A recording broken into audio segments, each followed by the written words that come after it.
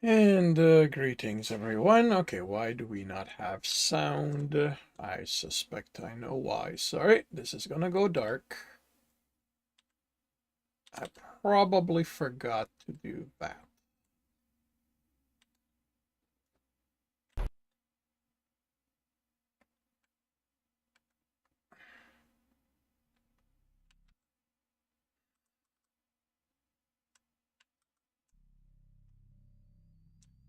But yes, ooh, okay.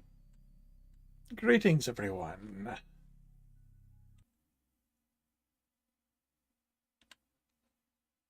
Oh, I did not know this was going to stop. Greetings and welcome to another Saturday. The Tiger Tries.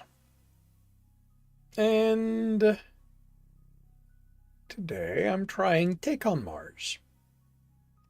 It is another game from the pack that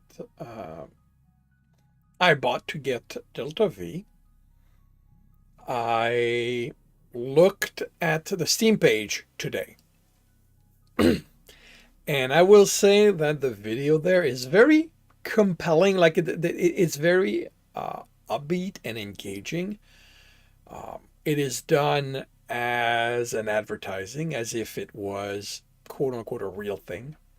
And that very much work. The reviews, unfortunately, are very mixed, um, with some people claiming this has been abandoned. I don't know. So, yeah, this is going to be first time trying this, and gonna start that with, training.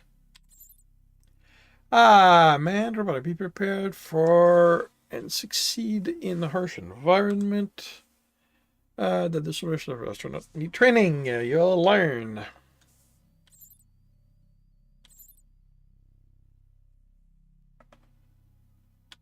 Okay. I may need to adjust. Hi there. How you doing today? Ready for your training?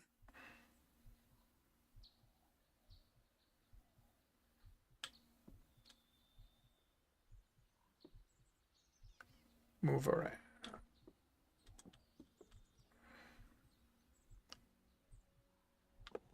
Sorry for the mess. Still a lot of work around here. The way is blocked behind me. Head in via this side alley. A helicopter is waiting for you near the lab. Are you lost or something? Go that way. Come on, they You'll won't have wait to for jump you all over day. these boxes. Don't worry, they're pretty solid. Sorry about that. We're in the middle of some moving. Continue that way. Watch out for the wreck. Just crouch and go straight on. All right, crouch. Control.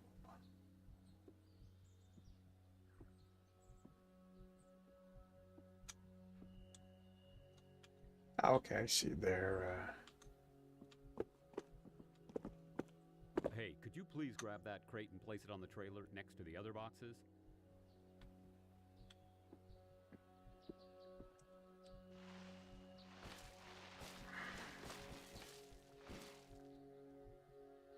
On the trailer.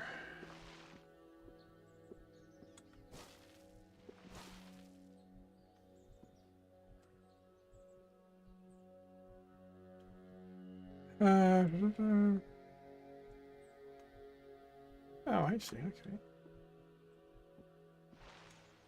No, no.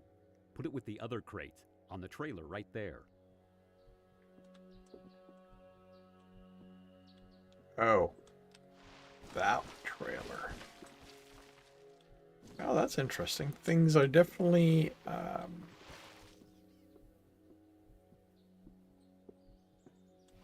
Thanks, buddy.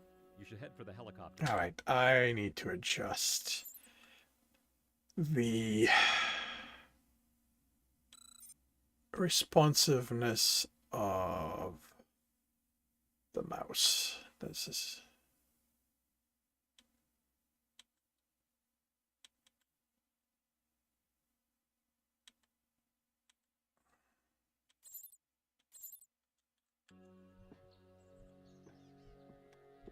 Doesn't feel By like the it. way, might be a long trip.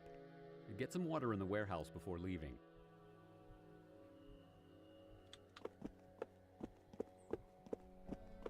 Hey there. Man, I'm exhausted. I need a break. Thirsty? Help yourself at the water station. The flight might take a while. You should probably take some water with you. There are some empty water packs in the container over there.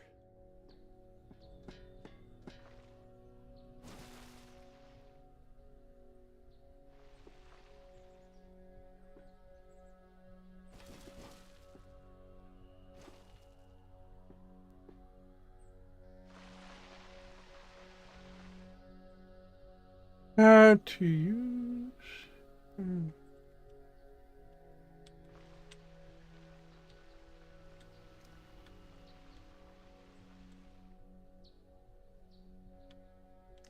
Oh, I see.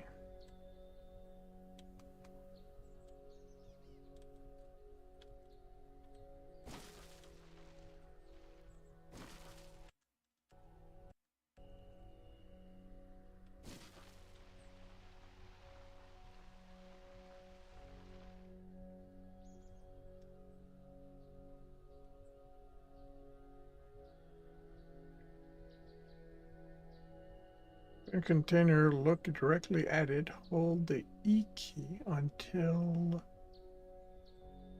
Oh, I see, okay.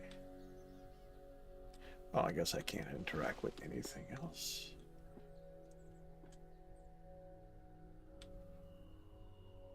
This is the inventory screen. On the left is the container's inventory, and your inventory is on the right. Drag and drop an item from the container's inventory to a free slot in your inventory. There's no way to quick.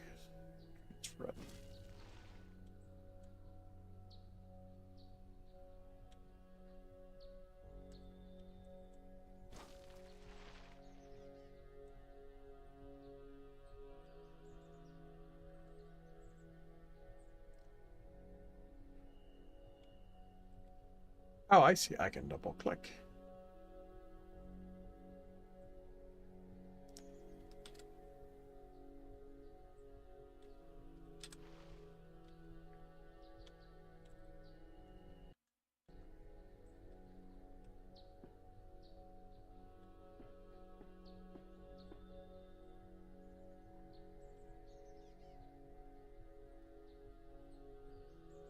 Some items have specific functionality, linked to being in the corresponding device's inventory.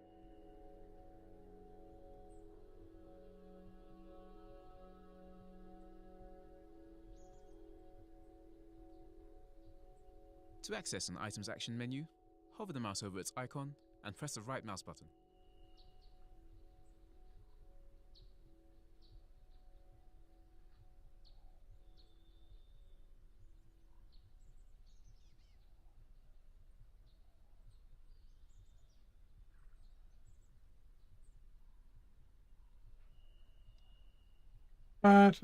Holes currently filled.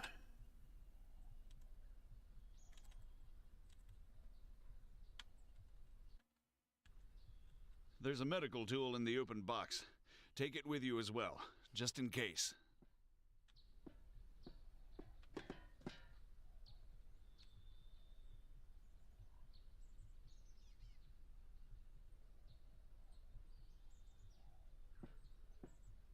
Items on the ground can be seen at the top of the inventory screen. Some items have a special slot type where only their type can be placed. For example, the medical tool can be placed in your tool slot.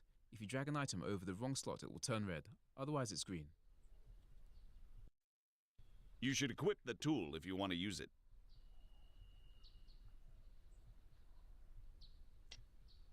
You'll likely find many tools that come in handy during your training. Feel free to put away the medical tool once you've done with it. Anyway, you should head to the chopper, man. They won't wait for you all day. Have a safe flight, and good luck. Hey, ready to hit the Martian dust? Well, the next best thing anyway. Just hop in and grab a seat. We're about to take off.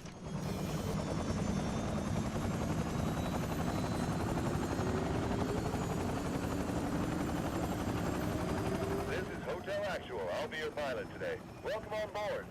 Make yourself comfortable and we'll take this bird skyward. We'll take off as soon as you're ready.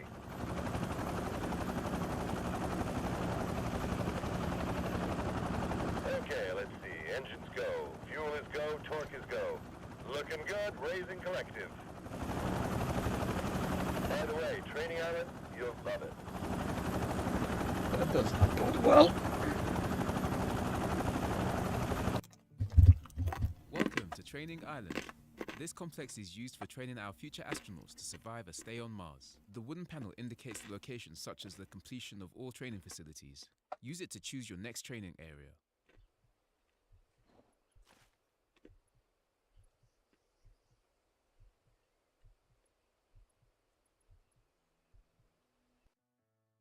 Here, you'll learn how to drive and operate vehicles you'll make use of on Mars. Let's start with a cargo truck.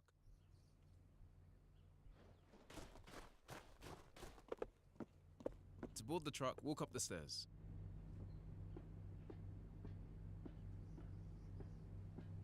Use this button to stow the stairs. Similar buttons are located on each outer side of the truck. It takes some time for the stairs to stow completely, so make sure they're in a safe position before driving. The cabin is accessed via an airlock.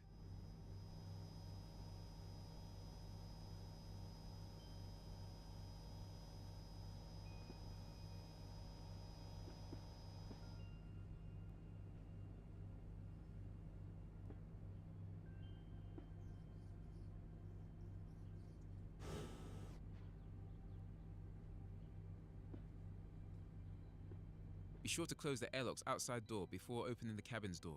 I'm sure you'll have noticed 2 suit holders, one at each side of the airlock.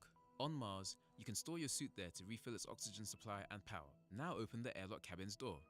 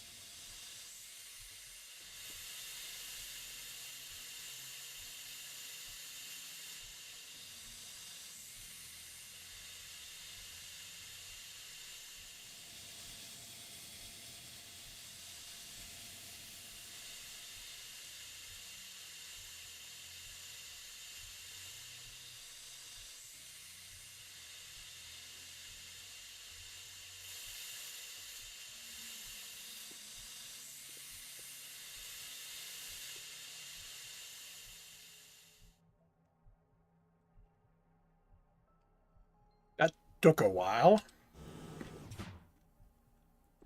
Don't forget to close the airlock. On Mars, such a simple mistake may endanger your life. Both seats allow you to drive the vehicle. You can sit down by pressing the use key.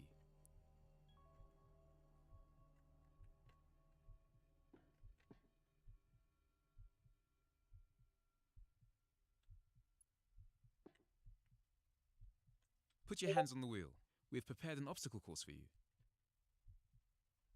While driving, the monitor can give you various information about the vehicle. Turn it on with the mouse cursor at your convenience. Press the right mouse button to display or hide the mouse cursor.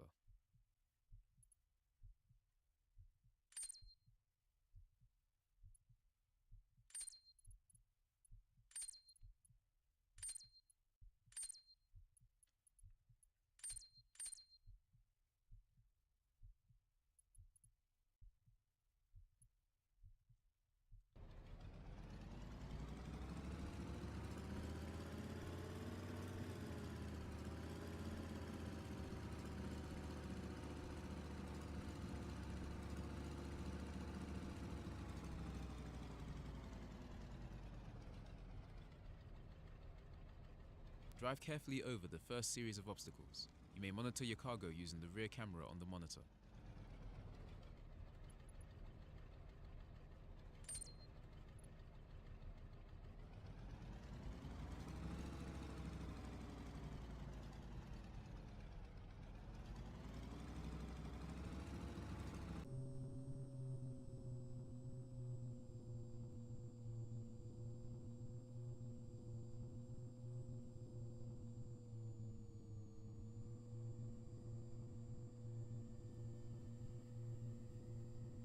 This vehicle has a wide turning circle. Keep that in mind when turning and move to the next checkpoint.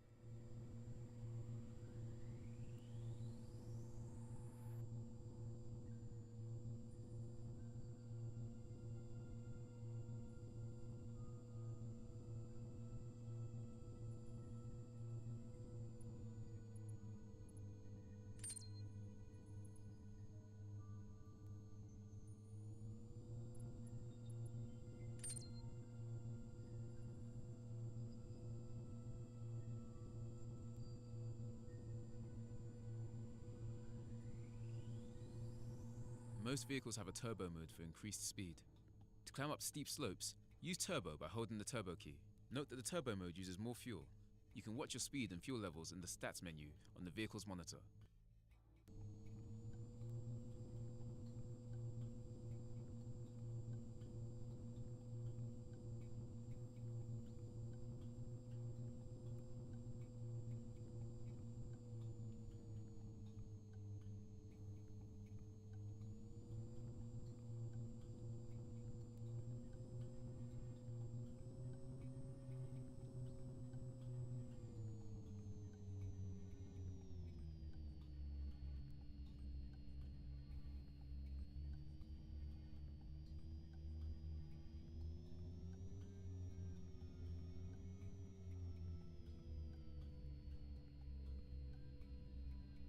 That's what it is, because I'm not feeling much of a difference.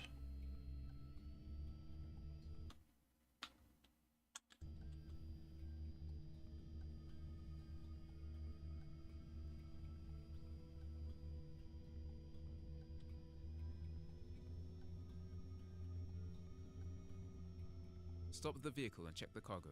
You can loop between the different external cameras by pressing the camera key several times.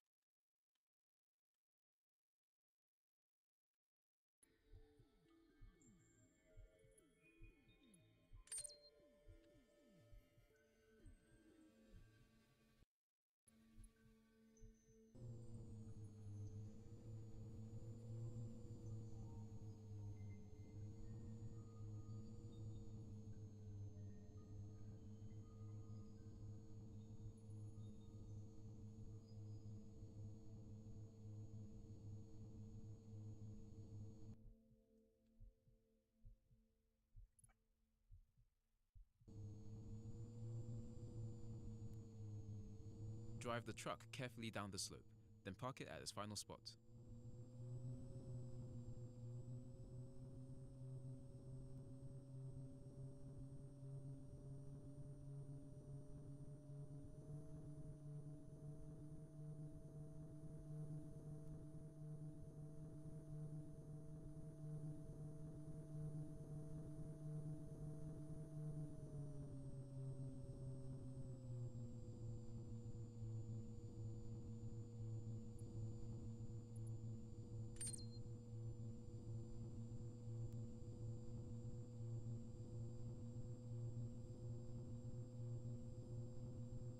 Okay, you can stop here.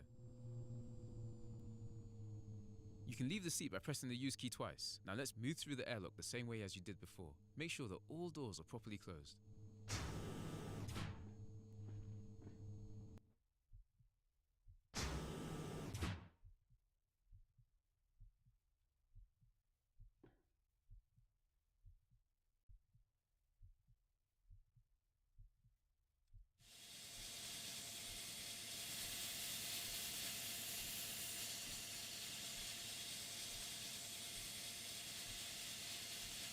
It'd be interesting if I were to kill myself this way.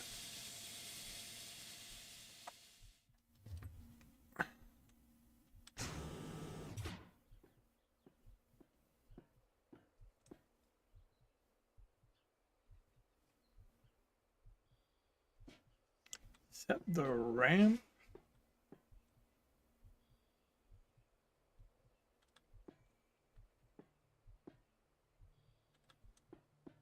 Set the ramp into the ramp position.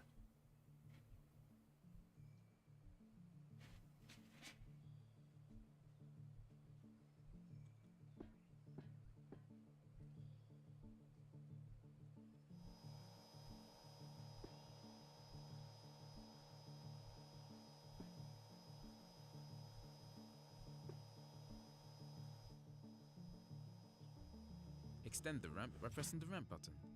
Ramp controls are also on the outside of the truck, rear right, next to the ramp.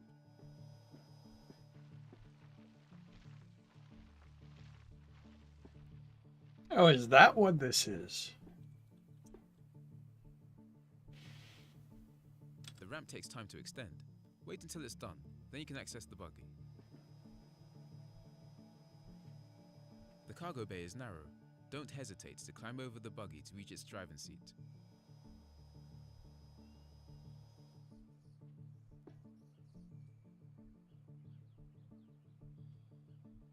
Sit in the buggy seat by pressing the use key when it's highlighted.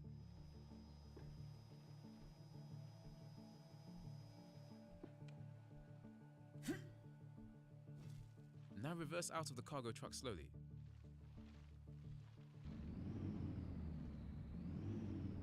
All vehicles share the same control system. Use the vehicle's monitor to watch its data and hold the turbo key for increased speed.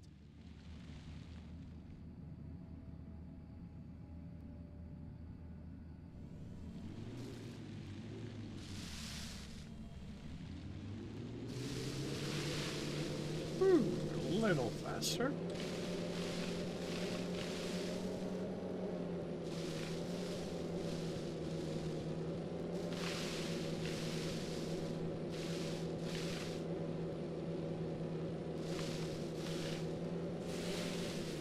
The Scout buggy is much faster than other vehicles, but has a small fuel supply.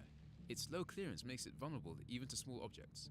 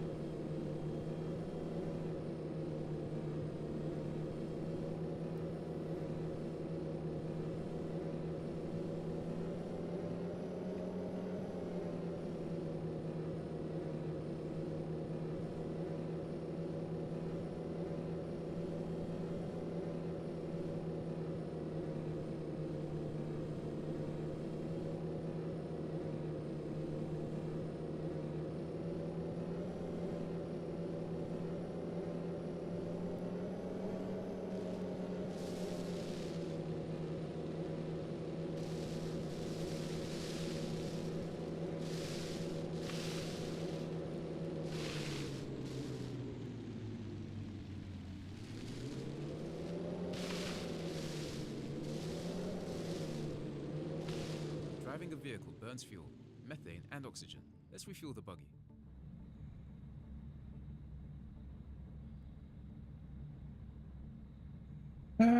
So.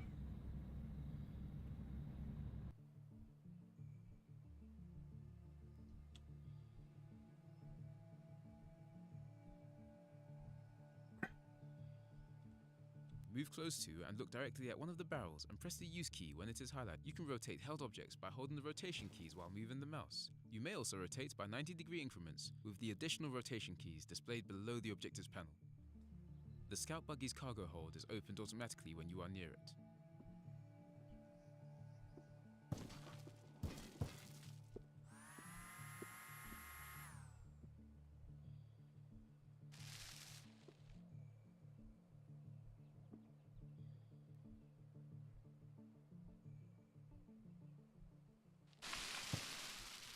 Is that oxygen or...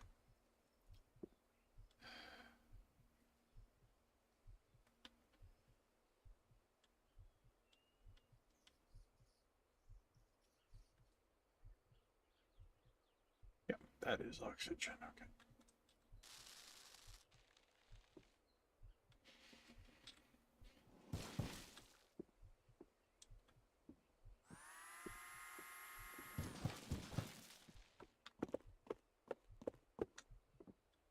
Place the new barrel at the tank's plug and drop it when it's highlighted to connect it.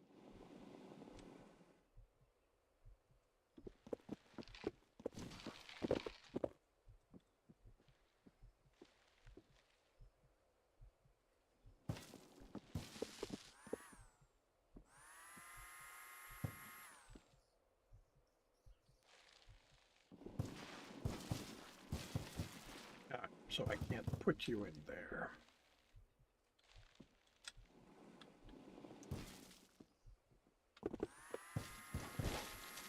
Great job. You've successfully mastered the buggy. Now is the last part of the vehicles training, the manned mobile laboratory.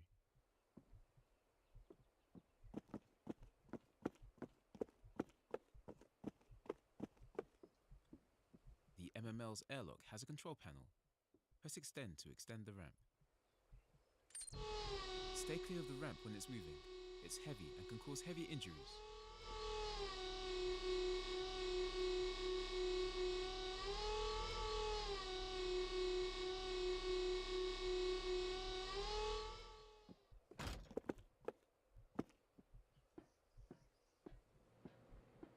You may now retract the ramp and wait for it to close before entering the MML. The MML's airlock is, as you can see, different and spacious. The airlock has 6 slots for oxygen-filled barrels and 2 suit holders.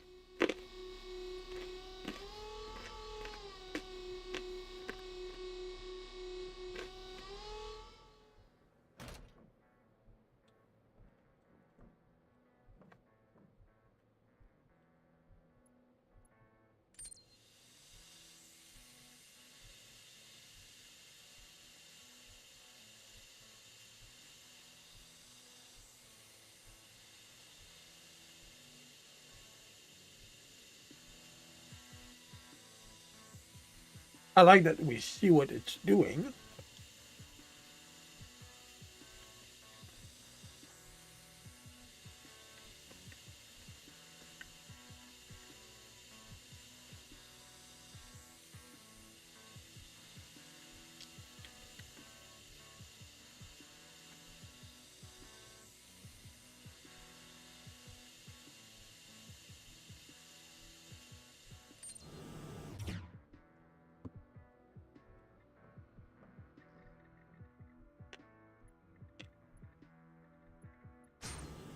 The body of the MML contains storage, beds for the crew to sleep, and a work table to perform various analyses. 2 panels control the side doors, but only if connected to a habitat.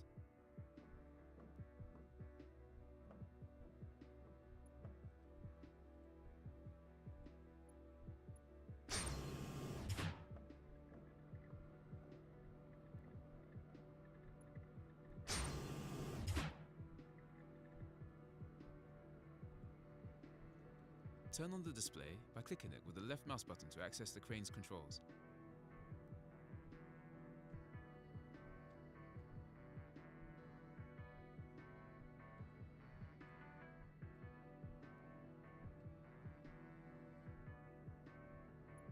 Start by rotating the crane towards the container by pressing the your right or your left buttons on the screen.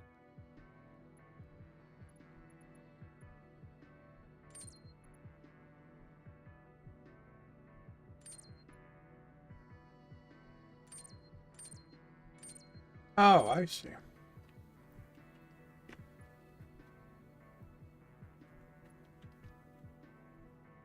Now use the pitch up, down, and extend retract buttons to position the magnet above the container.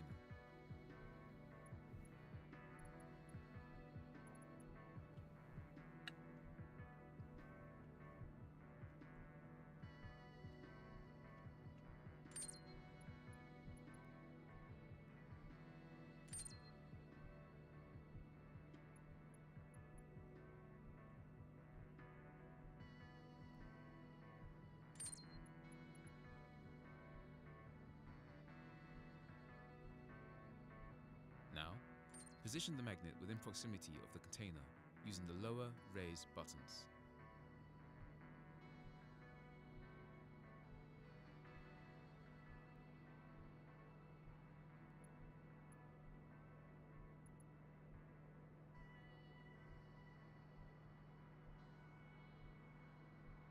Now, press the Activate Magnet button to grab the container. Great! Use the crane controls you've just learned to move the container to the other side of the MML. Raise it off the ground first. The rest is up to you.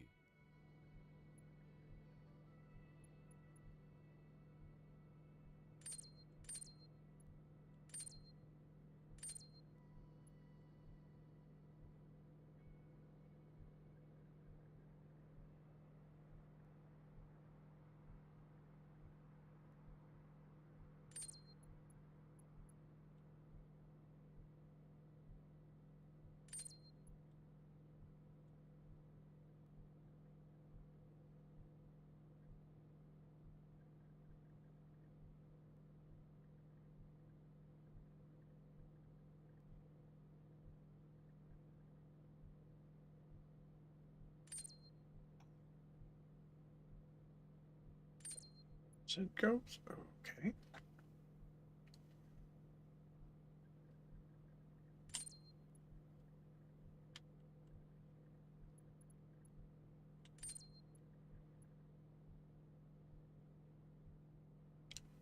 Do you?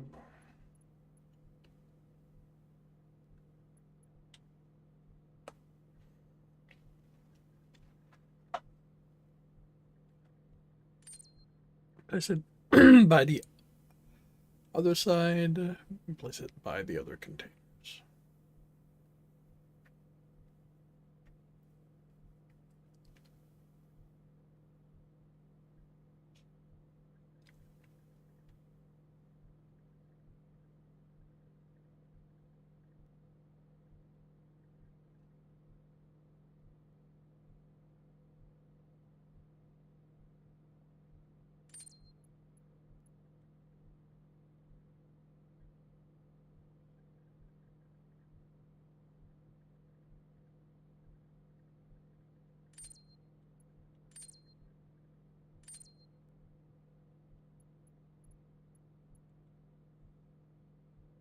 The container is now above the others. Lower it before deactivating the magnet. The container is now above the others. Lower it before deactivating the magnet. The container is close enough to the ground now. Press the deactivate magnet button to release it. Perfect. This concludes the MML training. Congratulations! You successfully completed the vehicles training. Use the wooden panel to move on to the next part of your training.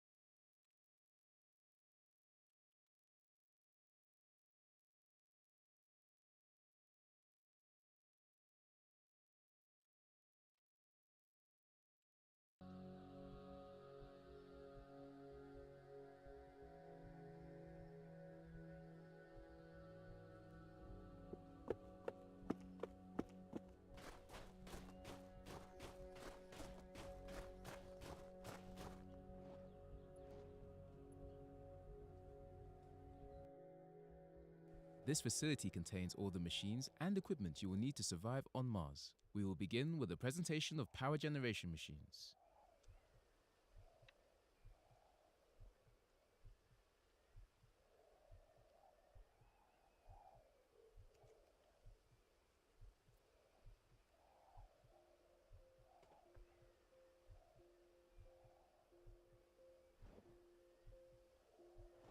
Let's start with the radioisotope thermoelectric generator. This is the radioisotope thermoelectric generator, also known as RTG. Learn more by using the speaker. The RTG is an electrical generator utilizing the thermoelectric effect. The electricity is produced through the conversion of the heat released by the decay of radioactive material. Despite an output of only a few hundred watts, the half-life of the used isotope provides the capacity for a constant power supply spanning many years. It is provided with 2 standard output sockets and a standard display. Let's plug in the power cable. We are going to use the RTG shortly.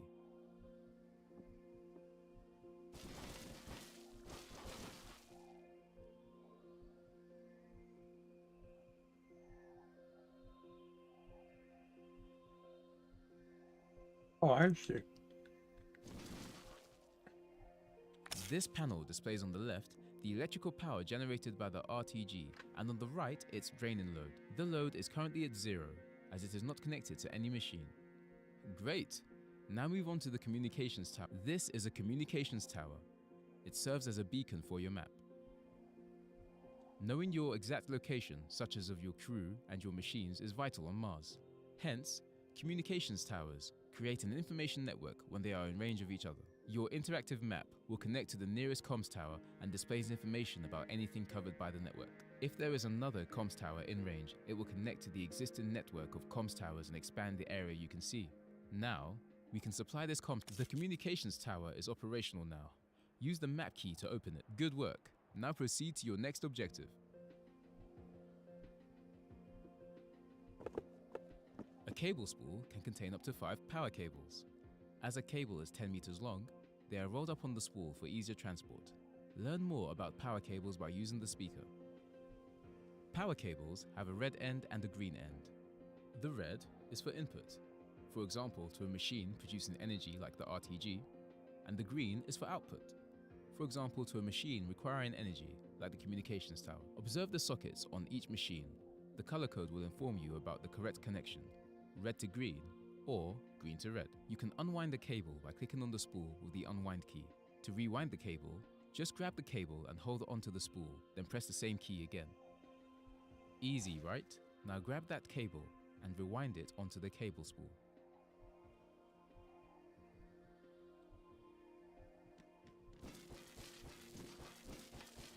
Now that you've learned how to handle power cables, move on to the power hub. This is a power hub. It serves as a connector bridge between power generators and machines. The power hub has 6 red input sockets on the right and 6 green output sockets on the left. It allows you to connect a maximum of 6 power generators to the input sockets and distribute power to up to 6 machines via the output sockets. The display on the left shows the sum of power generated in the electricity network or grid expressed in watts. The right shows the current electricity load. The bottom line informs about the power stored in the hub batteries and the estimated load duration. As you can see behind you, you can connect several hubs together to reduce the amount of cables needed for supplying the machines with electricity. Plug that cable to an input socket before we move on.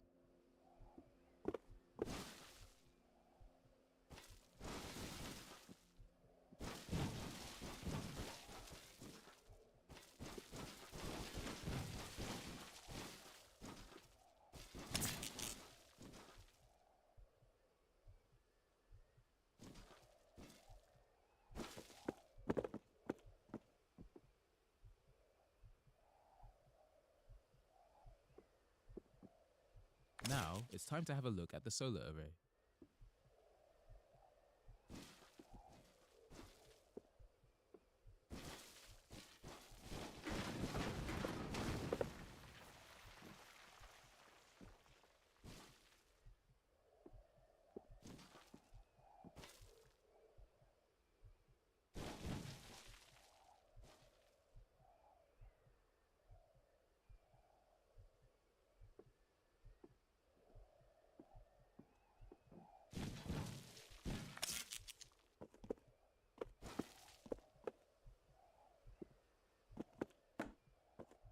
solar array, also referred as a solar panel, absorbs the rays of the sun and processes them into electricity.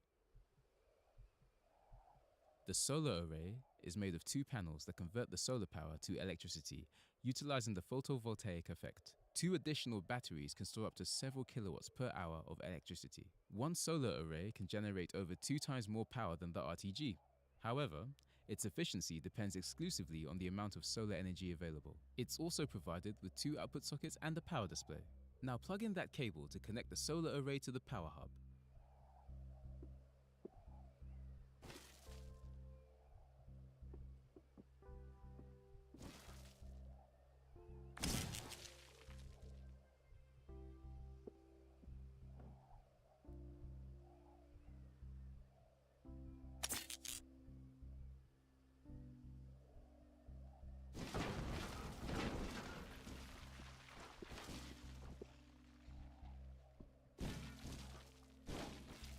Oh, I see.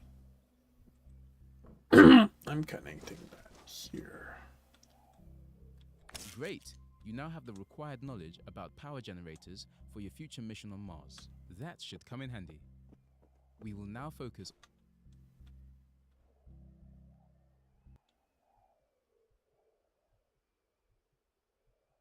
This is a topsoil extractor. Its sole function is to extract the soil from the surface. The topsoil extractor uses a flexible hose to gather the surface of the soil in the same way as a vacuum cleaner. The extracted resource is collected into barrels that must be plugged in prior to its usage. It has 2 input sockets for its energy supply, such as a standard display informing about its energy usage. The large topsoil extractor, like this one, proposes 4 barrel plugs. A small version, less energy demanding, embarks only 1 plug. Use that cable to supply the topsoil extractor so we can use it.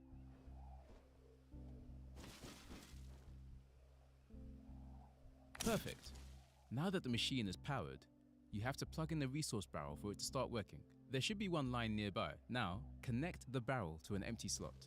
When properly supplied with energy, the machine starts to operate. Perfect. We can now continue with the atmospheric processor.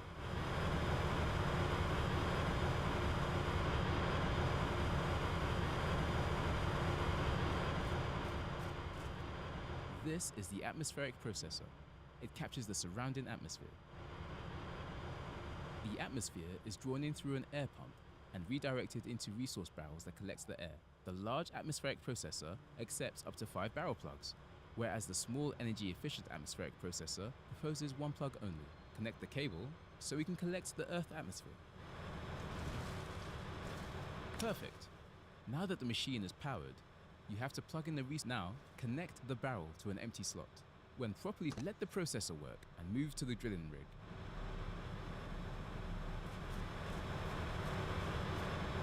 This is a drilling rig, used for excavation. A twist drill bit penetrates the crust with a fast rotation. The raw material is then lifted up through a borehole via the cutting edges. The extracted rock is stored into barrels. This large drilling rig proposes 4 barrel slots and a standard display panel, while the small version has 1 plug.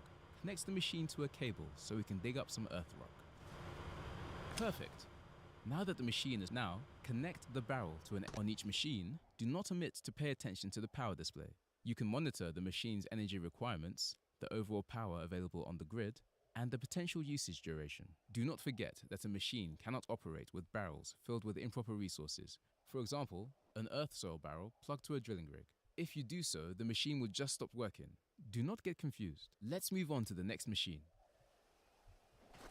This is a materials refinery, a beautiful piece of engineering that can refine raw resources into materials or compounds. The materials refinery has 2 main functions. It can either split complex materials into their constituent components, or it can synthesize compounds from core materials. Input and output slots are located on each side of the refinery. The large materials refinery comes with 3 input and 5 output slots. The small one has respectively 2 input and 3 output slots. A control panel allows for the operations of the desired reaction. Plug in the cable so we can start to put our hands on this machine. The refinery is now powered.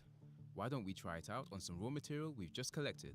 Let's split some rock. Take one of the earth rock barrels from the drilling rig and plug it into a free input slot of the refinery. Remember, input slots are on the left of the materials refinery.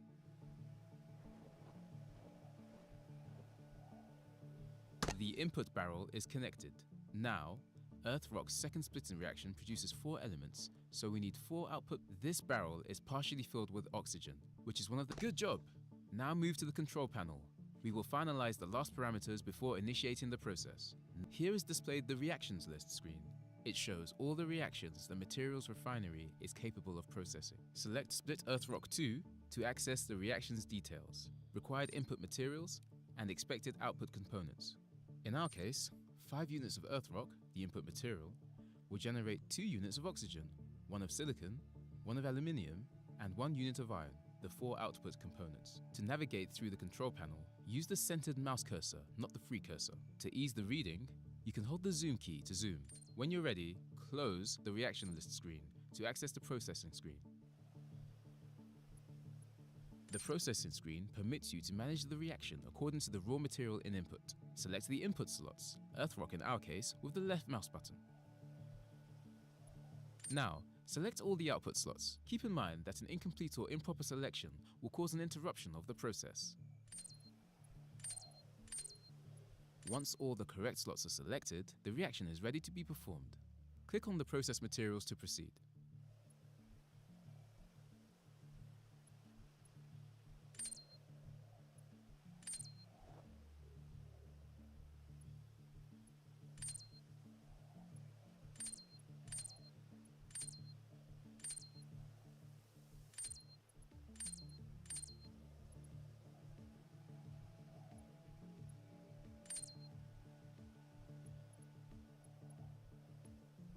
And voila!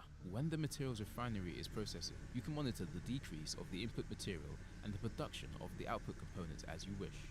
Now let's move on to the next device.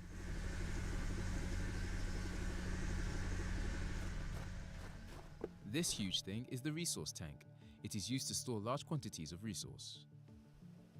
2 input slots for transferring from a barrel into the tank, and 2 output slots for collecting the stored resource into individual barrels, plus a simple display for capacity monitoring. It's as simple as that. Let's completely fill that oxygen barrel. Plug it into an output slot of the resource tank.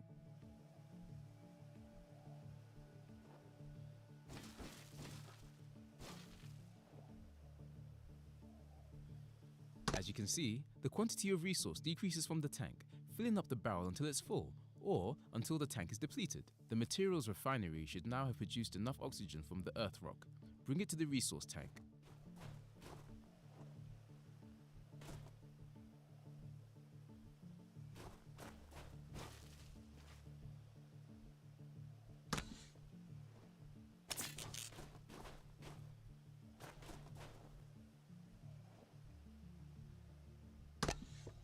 Observe the oxygen of the barrel being stored in the resource tank.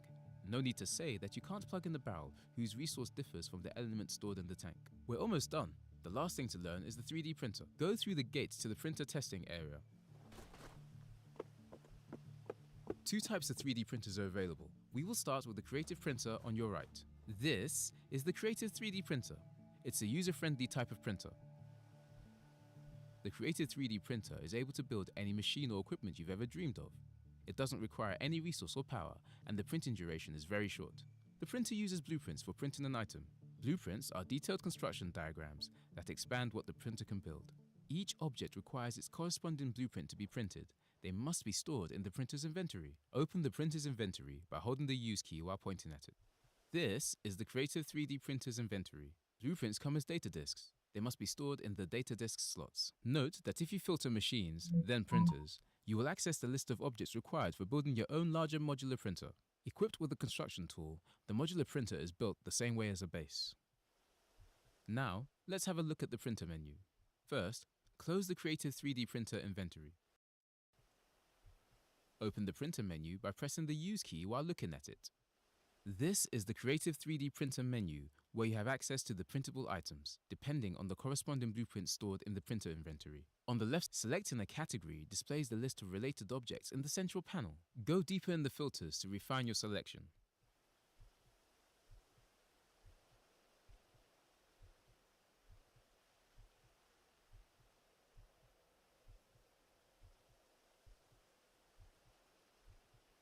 Selecting an object will show its details on the right side of the menu. You can also see the Create button that initiates the printing process of the selected object. A holographic image represents the object currently printed. This helps you assess its actual size and also serves as a safety to avoid printing objects larger than the available space around the printer.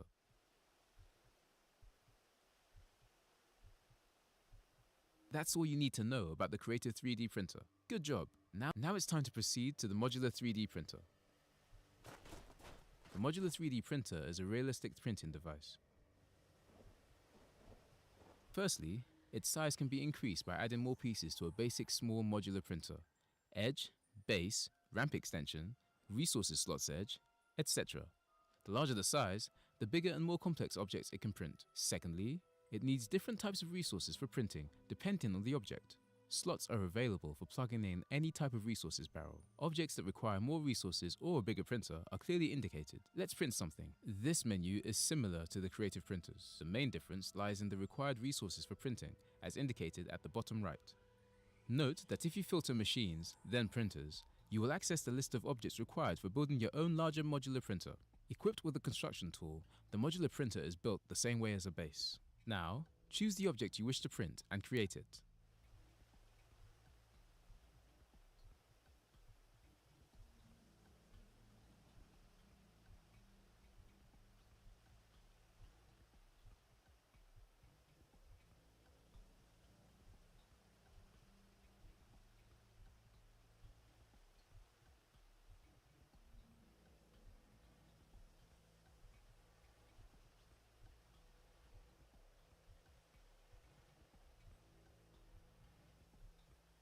Oh, I see. Okay. A printing time is required, depending on the object. The bigger, the longer. Once printed, the object must be removed from the printer to free space for the next object. You can close the menu now. Do remember that you will need to enlarge the modular printer piece by piece for printing very large objects. Even a huge vehicle like a cargo truck can be built, provided that enough resources are available. Congratulations for completing the machine's training. That wasn't easy, but you managed it like a pro. Surviving on Mars should now be no problem. You can now pursue your training by using the board. Here you learn about the habitable base and how to build one. To build any base, you need foundations. We've prepared a small building for you to finish.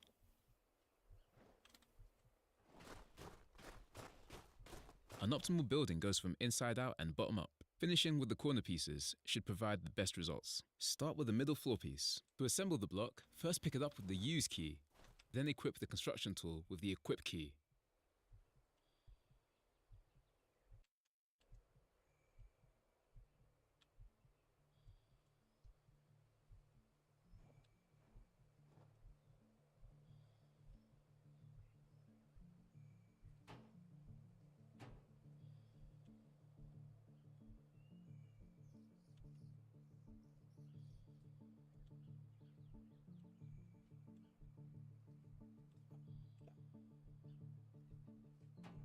Once the construction tool is equipped, you see all the connection slots of the block and structural leak points on your HUD. Matching connection slots. Congratulations, you've placed your very first block. Continue with the other two floor blocks. When the construction tool is equipped, leak points are represented by red warning triangles on your HUD.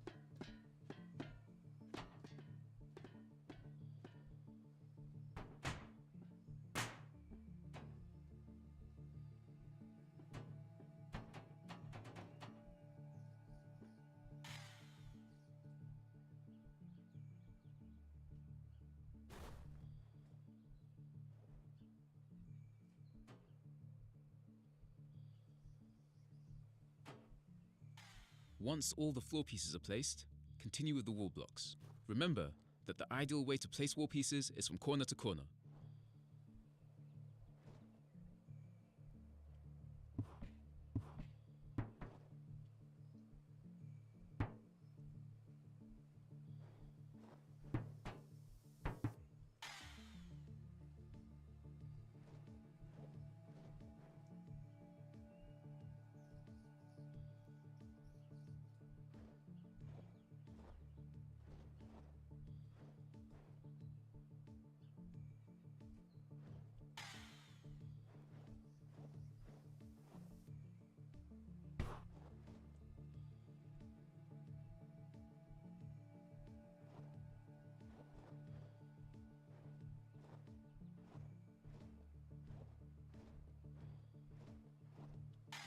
The last part to do is the entrance. For this particular one, build the door frame first and then add the single door. This is the easiest way to seal the base, but also the most ineffective one. That's because each time you depressurize the door, you leak all the oxygen from inside.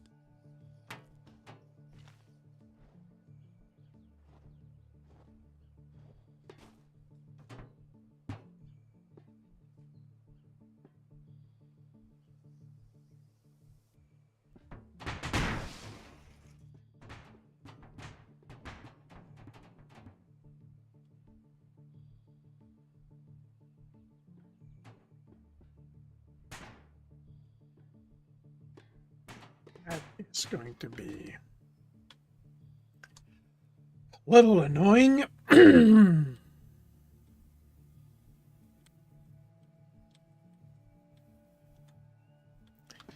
Because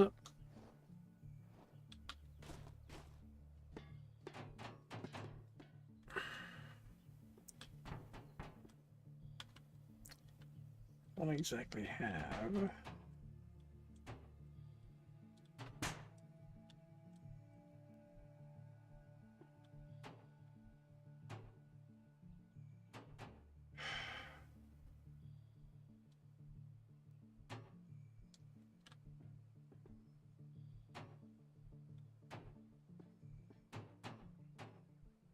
Oh, you gotta be kidding me. That was a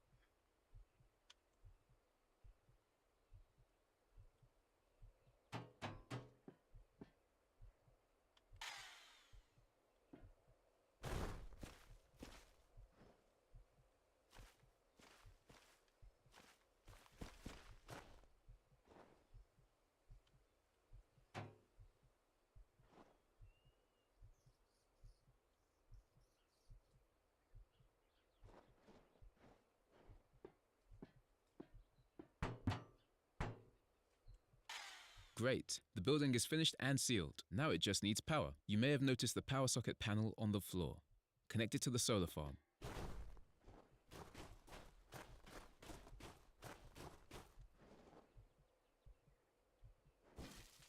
Good job, the base is now powered. Proceed to the next part of your training.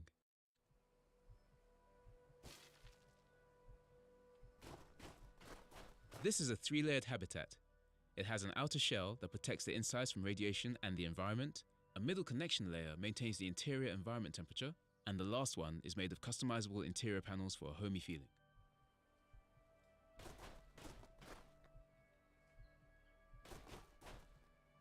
Move through the airlock the usual way.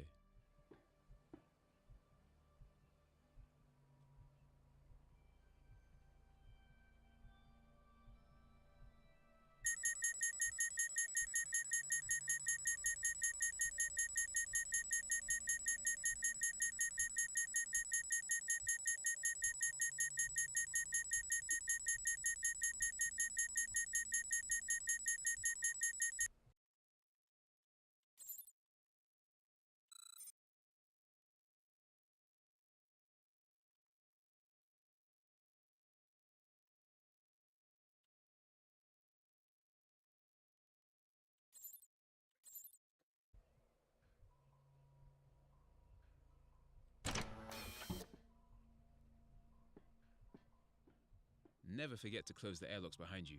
Your life is at stake. On Mars, no one can hear you scream.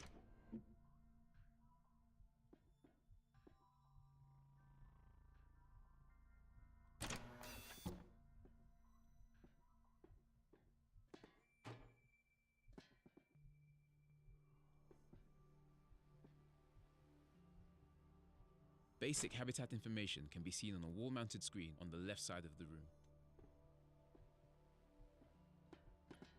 Information is divided into several tabs. Go through them to continue.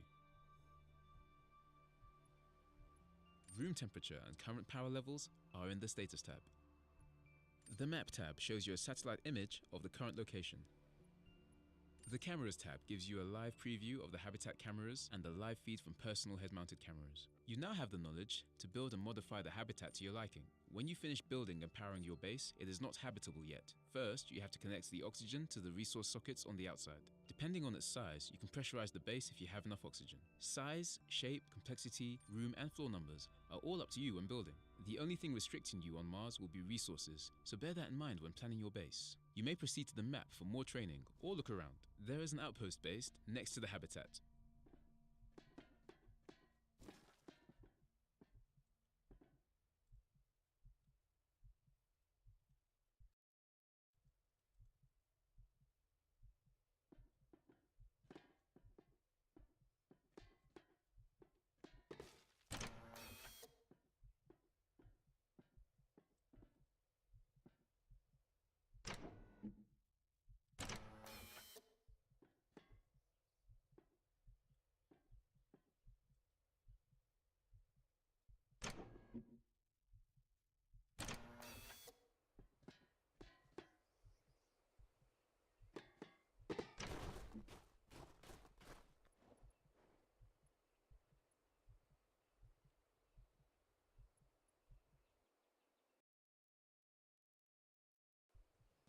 Here you'll learn about the habitable base and how to build one.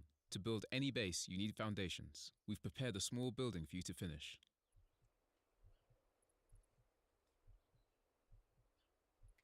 So if I've done everything, do I just Hi there. exit? How you doing today? Ready?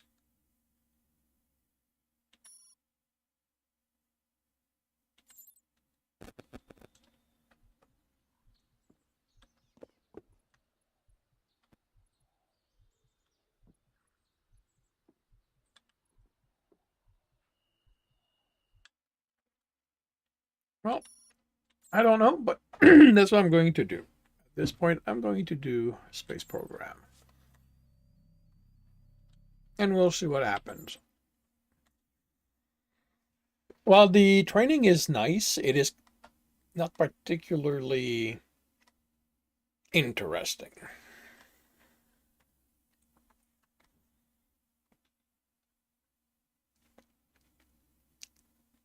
I think I am very much more of the learning on the go kind of thing. Chapter 1.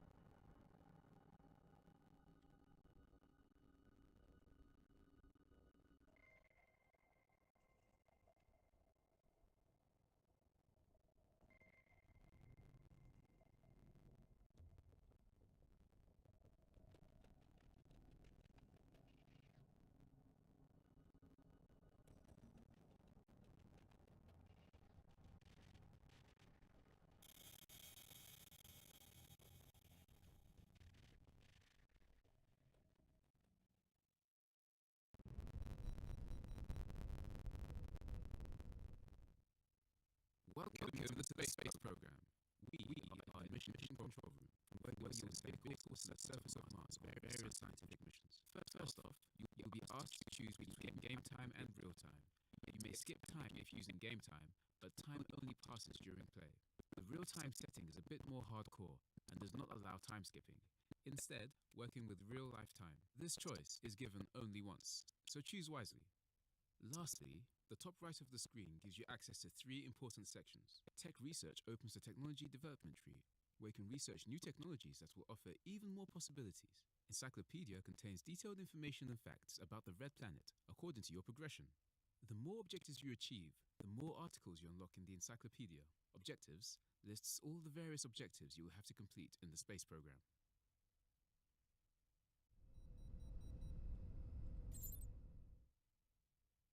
To move between areas within the Mars X Space Agency, such as the map, click the appropriate areas on the screen. Alternatively, for faster navigation, use the corresponding buttons at the bottom of the screen.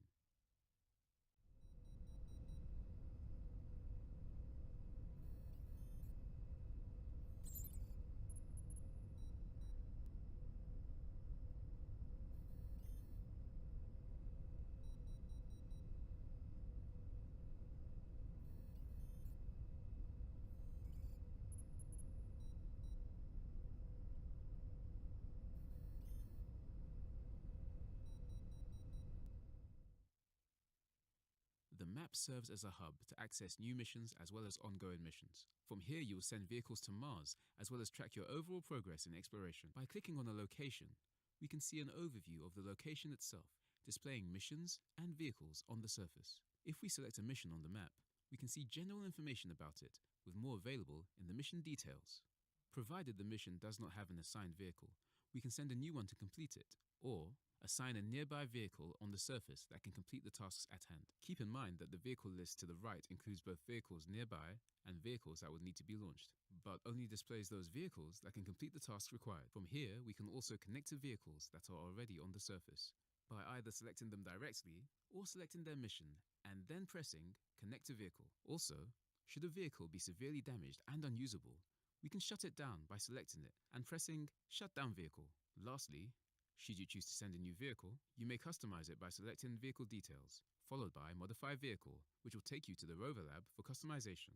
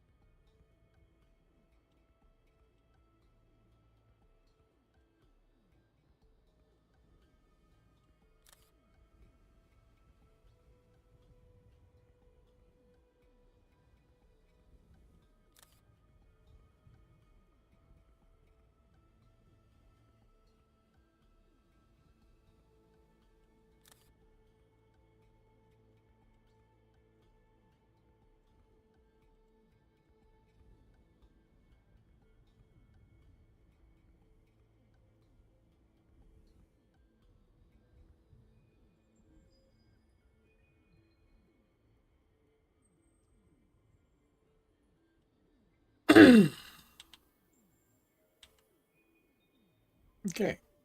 So now what? Um.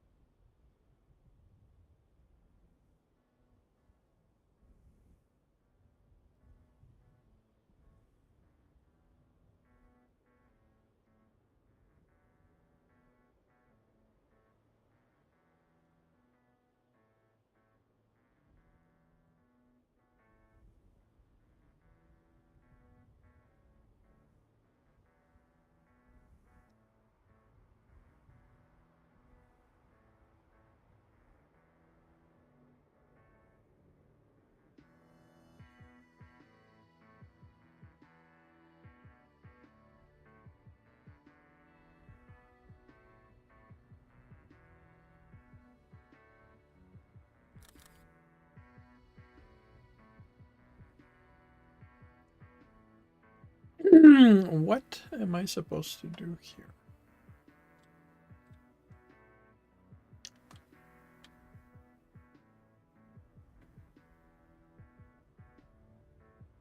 Terrain mapping.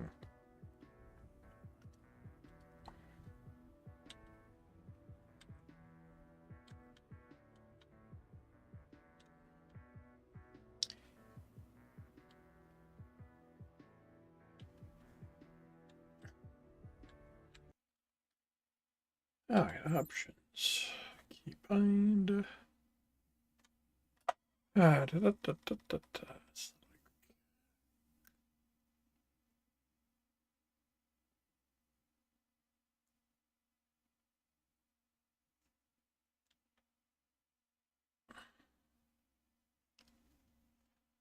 Mission for backspace. Okay, there we go.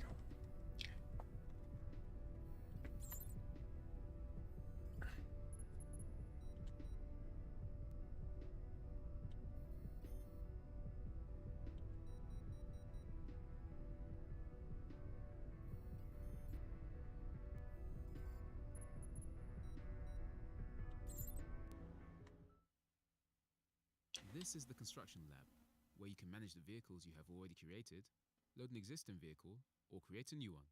Provided your funds are sufficient and the technologies have been researched, you'll be able to come up with a wide range of very complex vehicles. To create a new vehicle, first, select the type of chassis in the list of available chassis and press the Select Chassis button with the left mouse button. Then, you can select the instruments you would like to equip your vehicle with. By selecting On Board, you can visualize the instruments that the vehicle has installed. And by pressing Add, you can browse the list of all the instruments that have been researched so far and make your selection. The icons on the right of the instruments list filter the instruments by category. It is then easier to visualize the slots where the instruments will be installed. Green for an empty slot and red for already used. You can rotate the camera by holding the right mouse button and zoom in and out with the mouse wheel. This comes in handy for better visualizing your vehicle. To install an instrument, choose the one you want by clicking it in the list. Then click on an available slot to finalize the operation. To remove an instrument, simply click on the red slot that contains the instrument. The requirements window contains a list of mandatory instruments the vehicle must be equipped with. The vehicle cannot be finalized if the requirements haven't been fulfilled. One last thing, to aid with decision making, each instrument that you select possesses a detailed description displayed in the right window of the screen. Once you're satisfied with your vehicle, you can test it in the Mars yard or save it. Select Back to cancel the construction.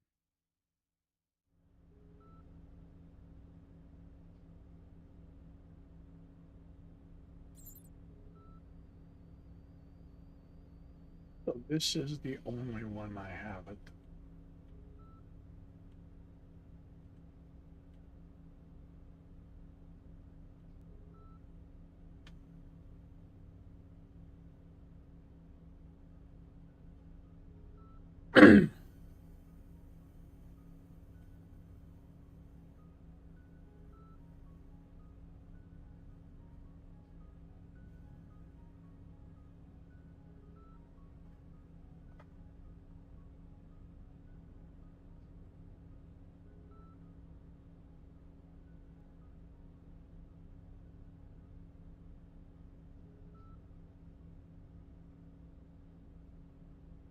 Okay.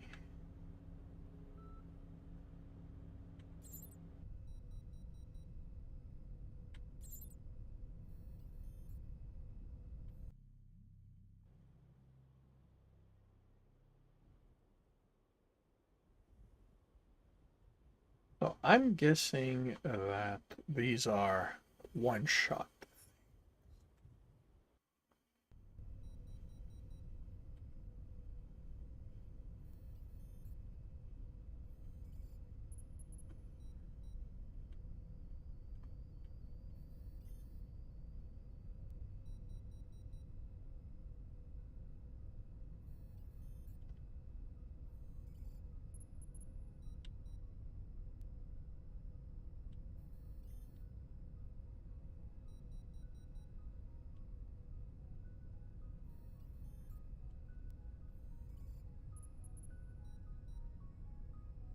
What?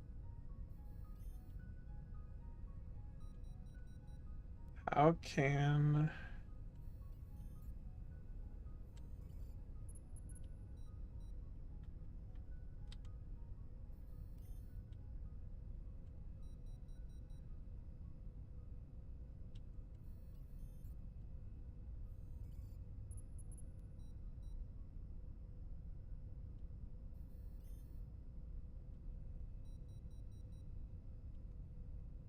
I'm a little confused here.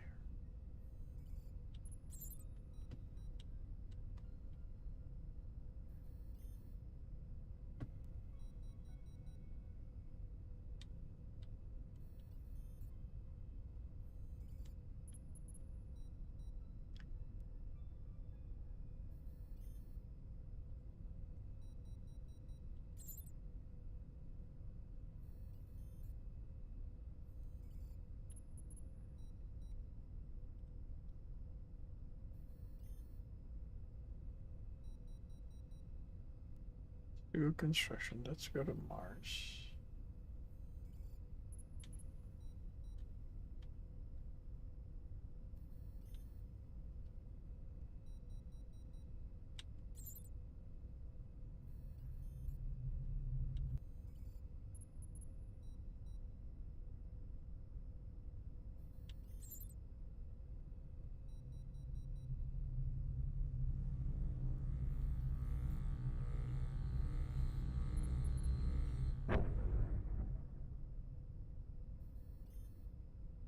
Really?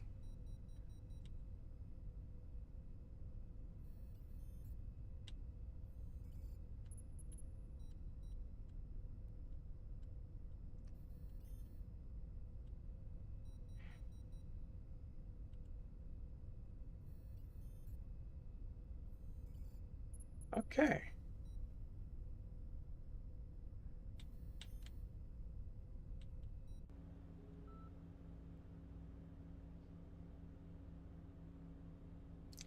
Why am I back?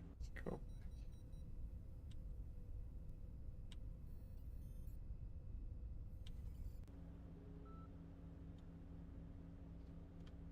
Oh, I see. Launch.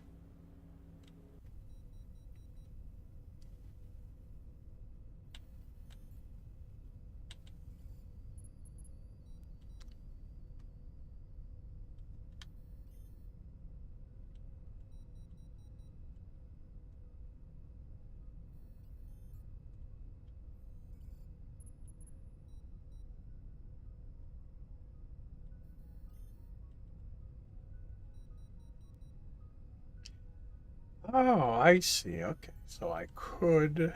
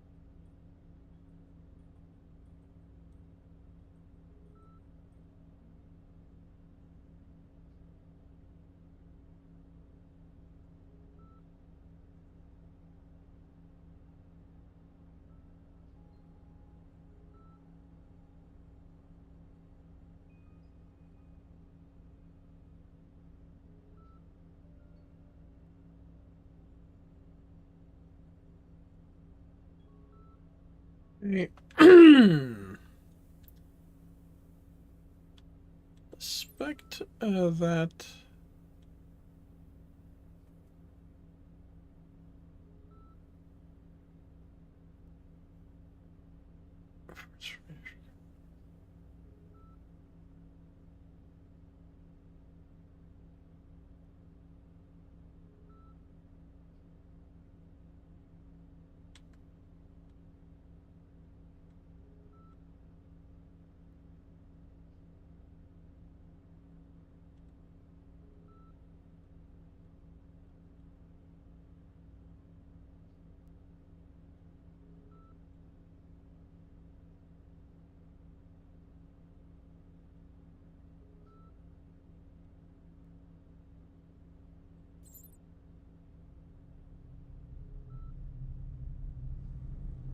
I really don't think they need these screens like this to do the time skip, but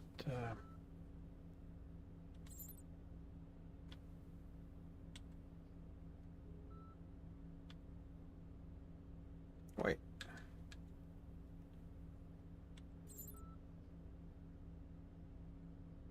Okay, so that has been researched. So if I go here, create new, select the chassis, I should have.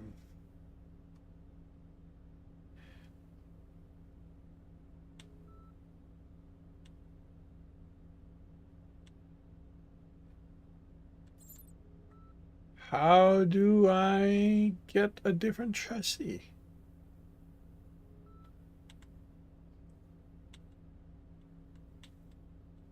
Oh, I see. Available.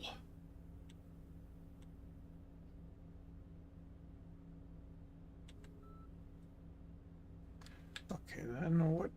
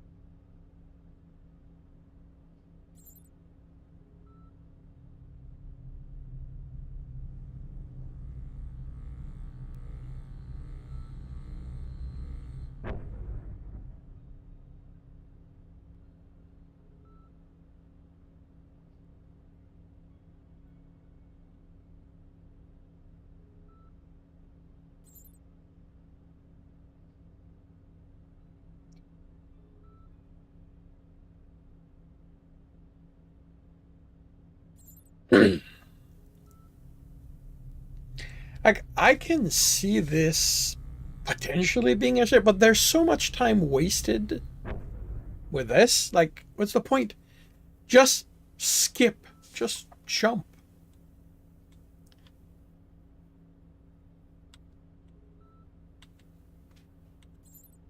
All right. Create something new. Available.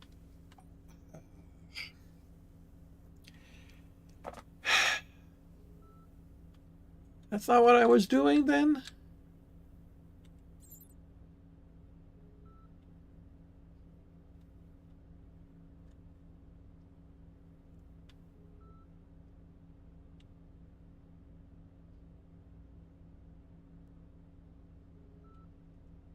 Okay.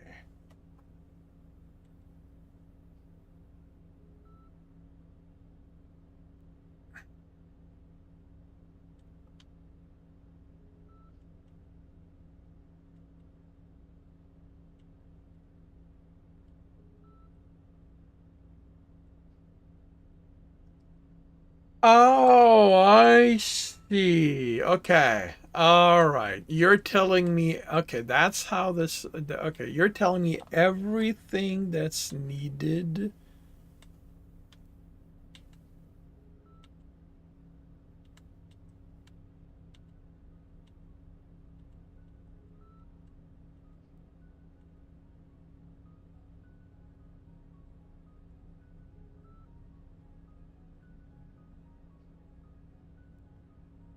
Okay.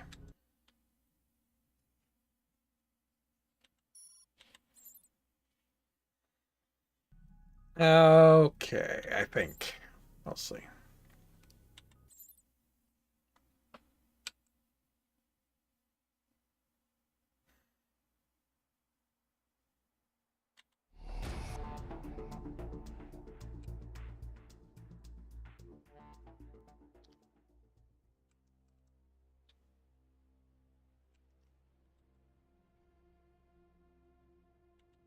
Definitely don't need that at this point. Welcome to the space program. To move between air.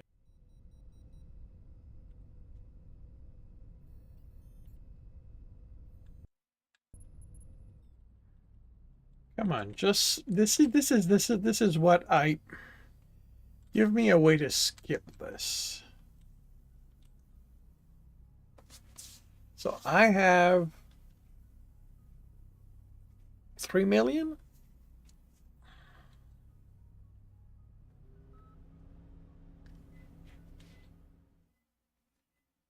This is the construction lab. So if I want to, I've got this. If I want to do that, I need to research this. This. This.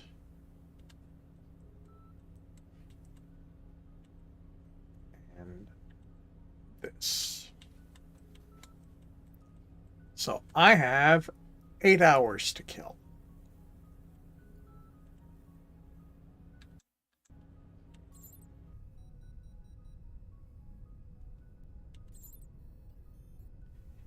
Can kill them by doing some of that. The map serves as a hub to access new missions as well as.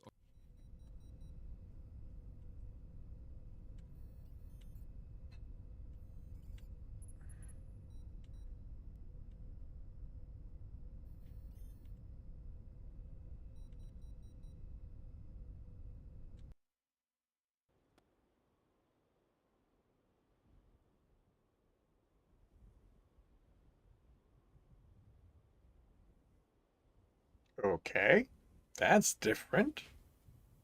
Why the static on this one? Or did I not pick the right vehicle to... oh. I...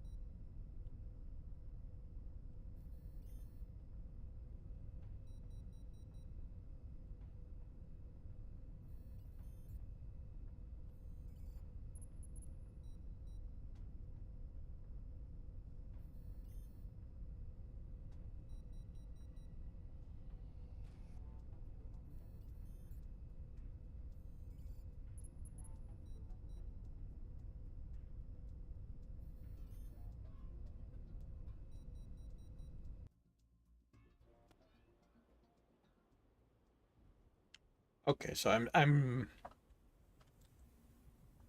I have sent... So, okay, these are without camera. That's fine. Okay.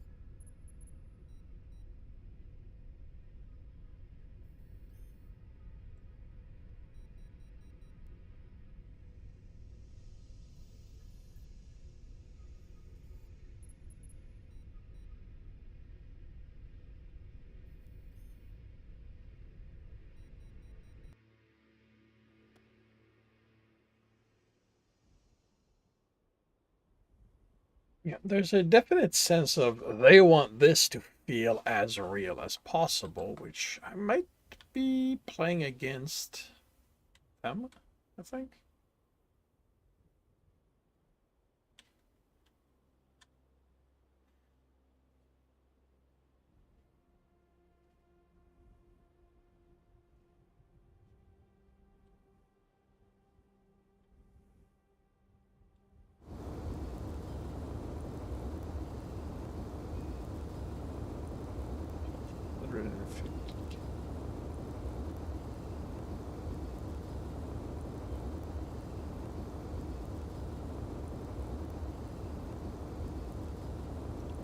Feels a little odd that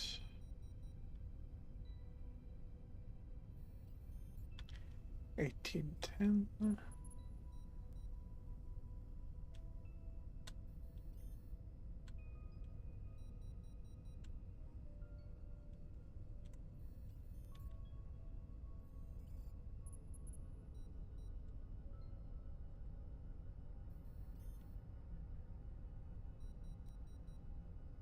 Oh, I see worth.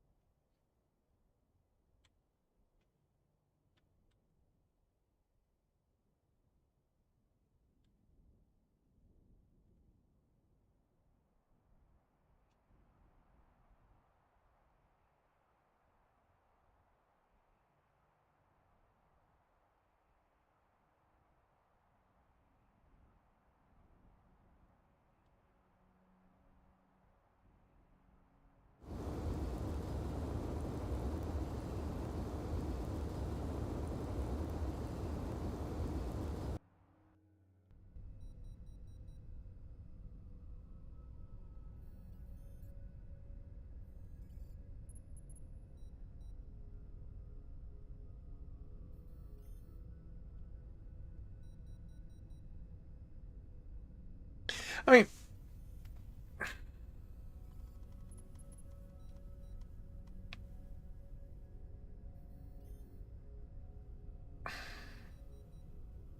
I actually don't know what to think of the game. That's interesting.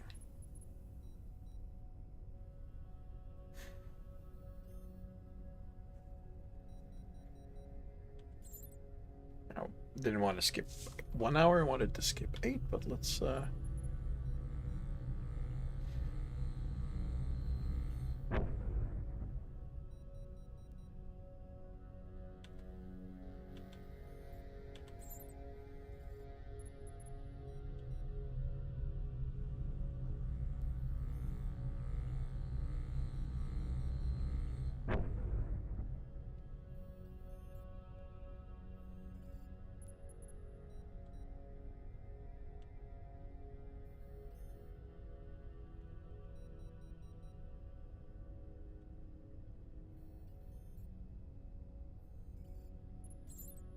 Oh, that's how I bypass everything. Okay. Okay. So now 0G. Okay, so I select that.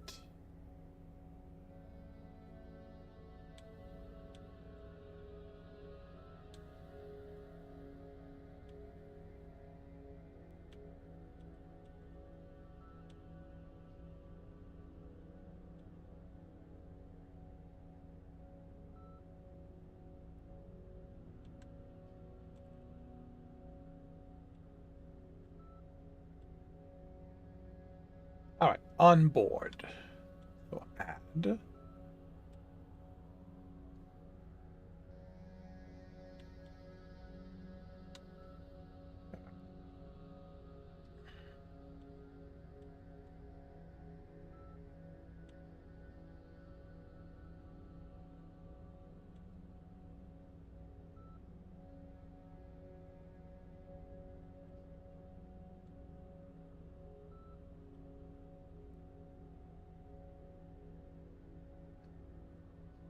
Antenna.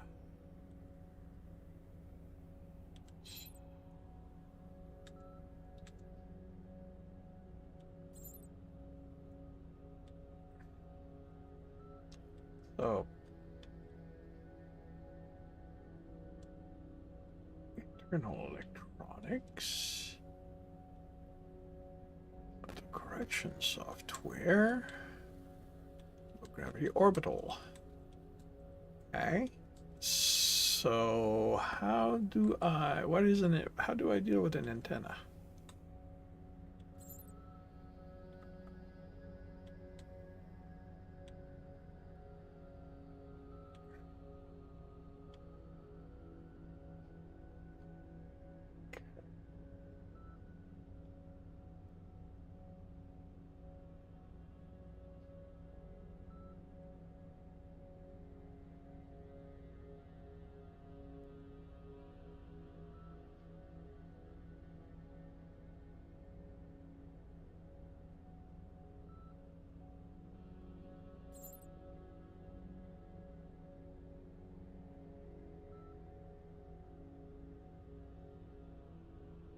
Do I get the bleeping antenna? Okay.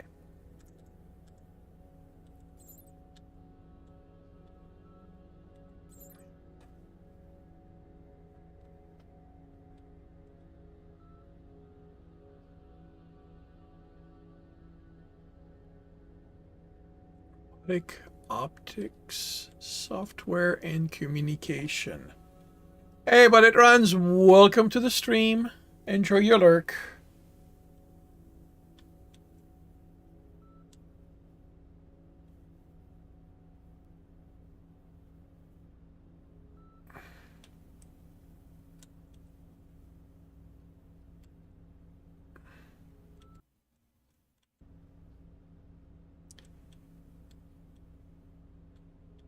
Software and communication.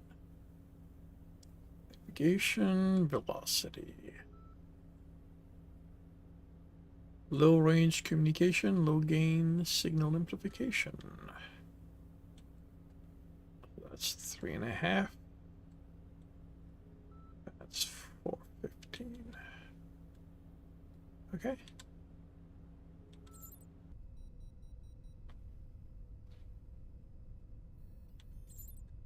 You know what? I can skip another 8 hours, see what happens.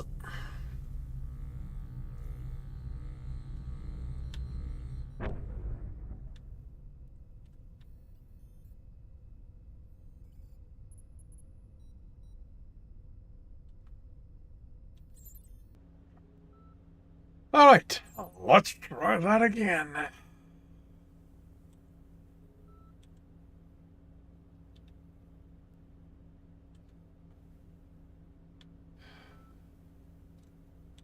All right, there. So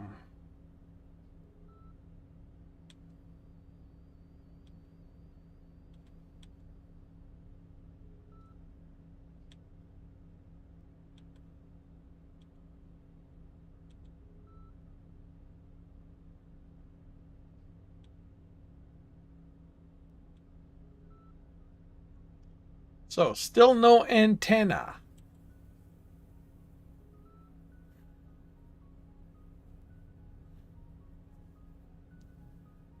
How do I get the bleeping antenna?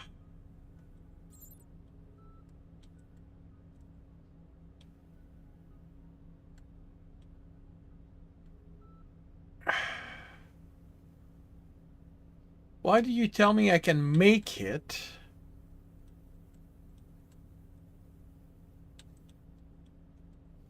If you're not letting me make it.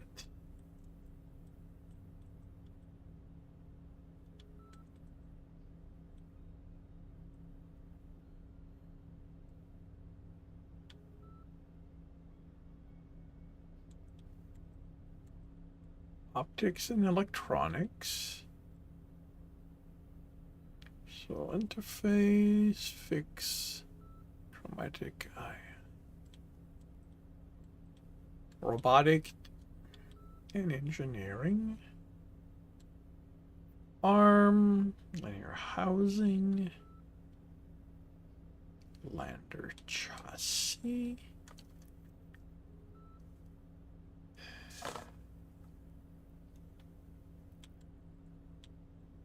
I can't tell if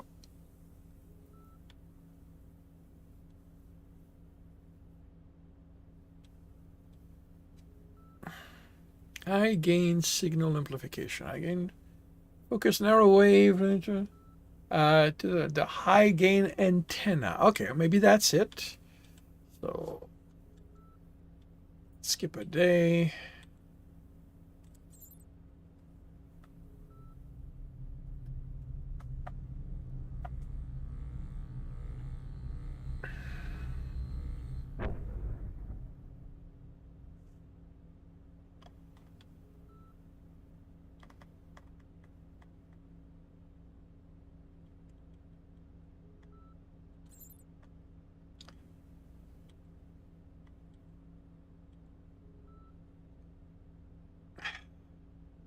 But yeah, you're not.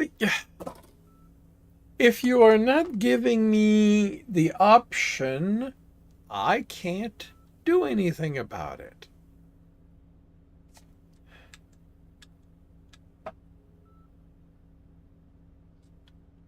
Actually, let's try something. Load an existing. Okay, that's the last edited. That's the pricing. Never mind. Manage created, and I haven't created anything because I can't do anything.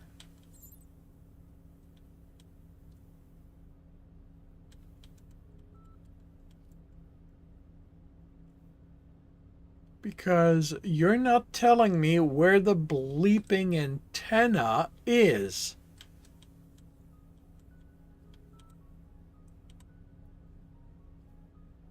Lander. Chassis.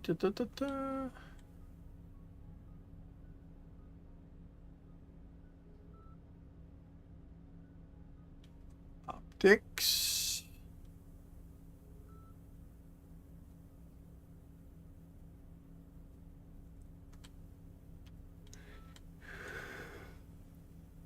Lander navigation. Low range.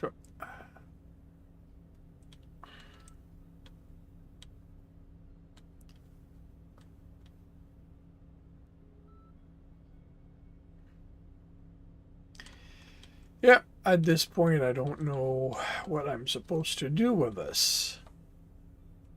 Like, I do want to understand it, but I'm definitely missing something because you're telling me it's available, which I interpret to say you've had me research everything I need to build it. That this is what all these lines were about. Unless I...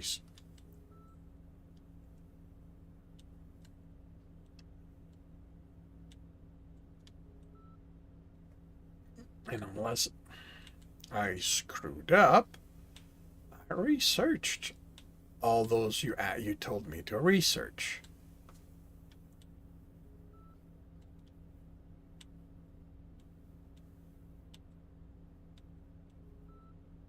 So why is there still something you're not giving me, making available? When I go here, create new, select the chassis.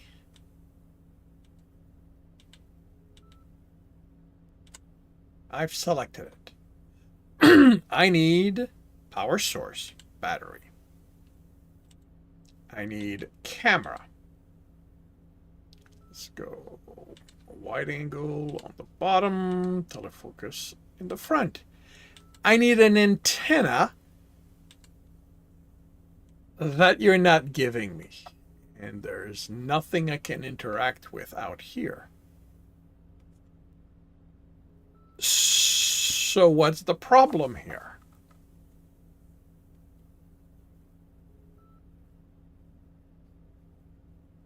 Why are you not giving me access to the antenna?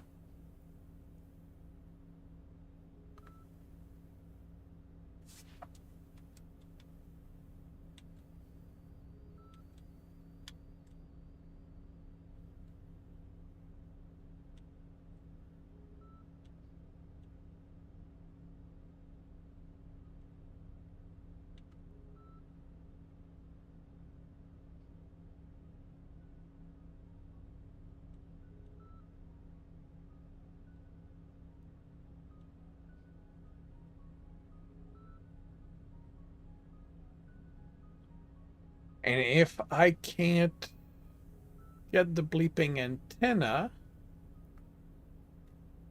by research, how do I get it? It's not valid because you're not letting me grab the bleeping things that you're telling me I need.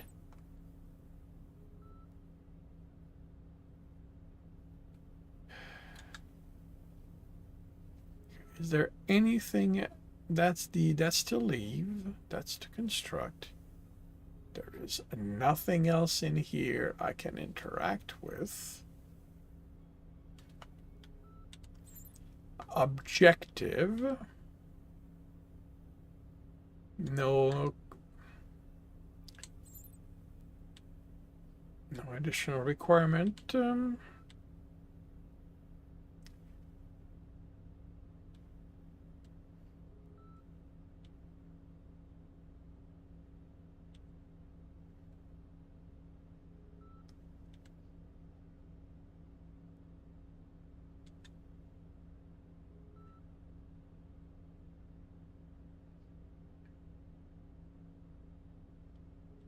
All right, you know what? Let's go test some. Let's check something.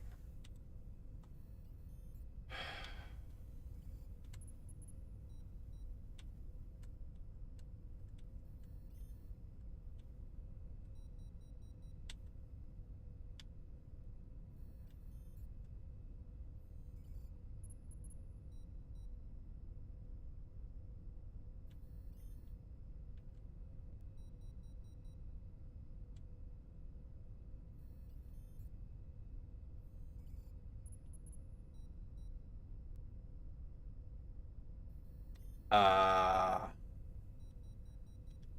are you telling me that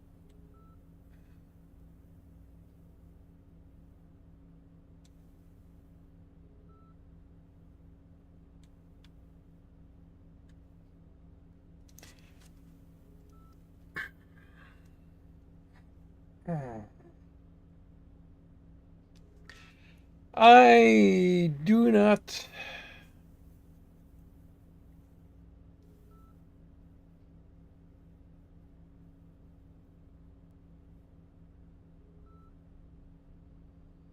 I don't get it. I do not get what I'm expected to do.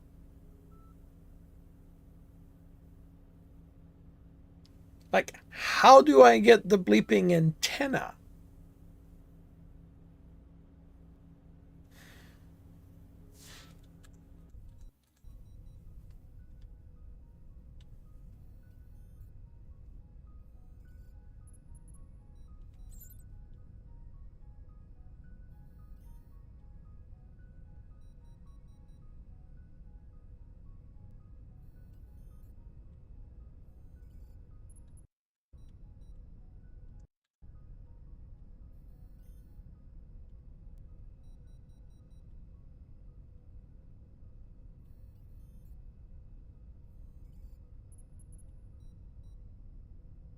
Yeah, at least that way I'll see something.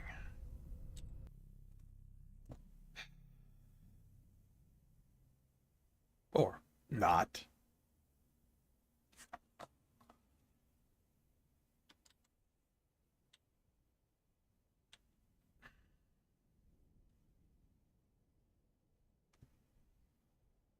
Maybe I need to finish this to unlock the camera. If that's the case, it'd be well, you know what? Let's just test it.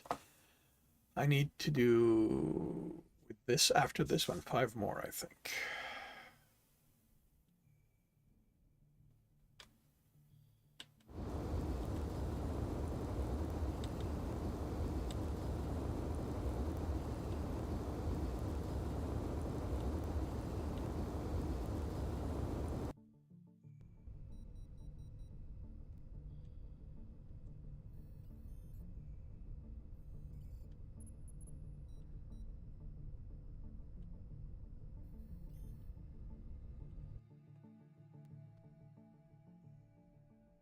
If it doesn't give me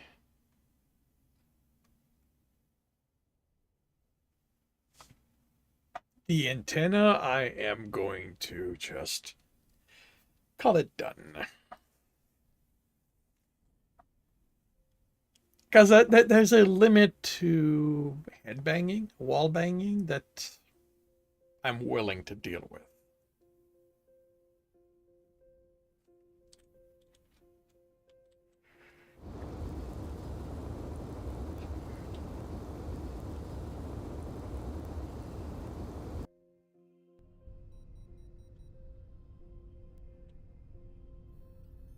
I might give a try the human one.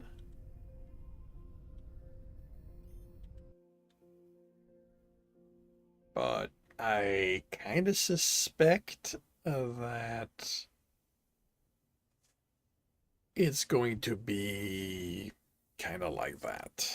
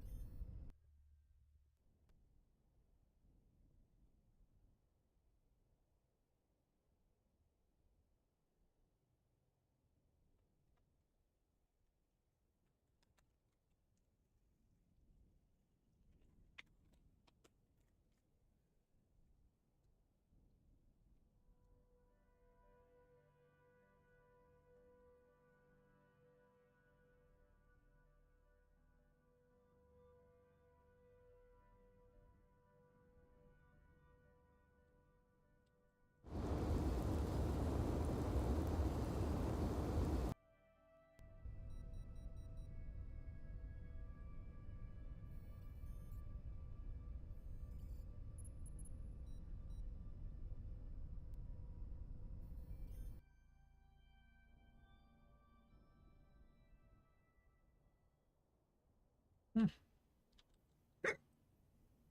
Wonder why that one's in red.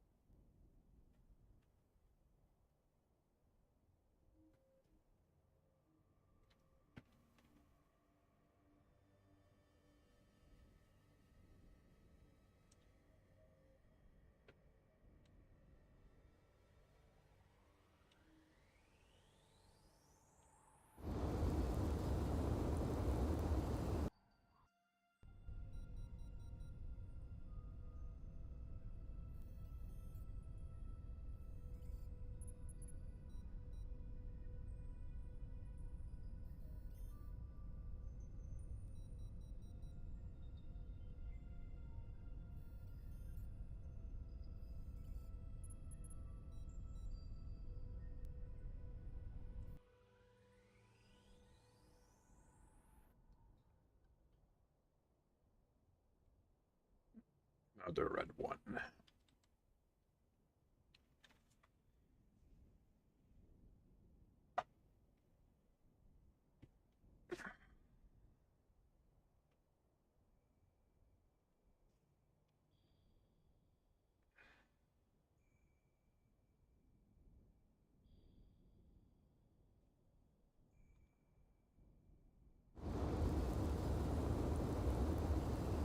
But another feature break up for certain individuals also use the acquired data together to analytical method difference makeup of the Martian surface.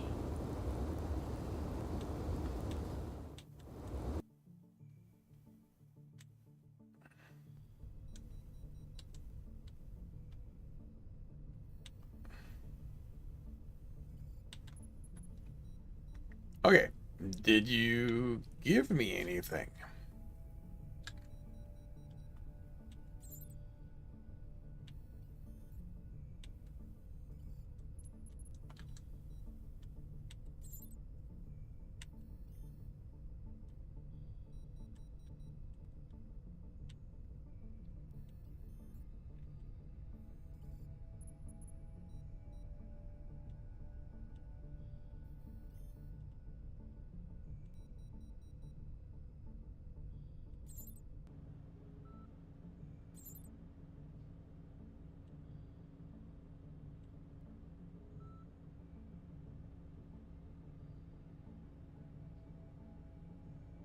Still no. Nothing. Still no antenna.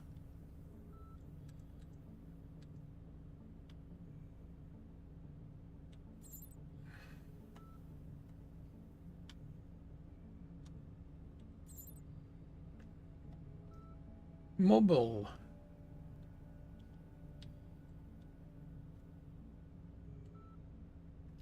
Electronics. Power. Universal instrument. Fixed focal length camera. Ceramic. Da, da, da. Standard. Soil physical evaluation. Chronograph. Low range communication. Provide communication between the small rover, its base of a station. Small rover.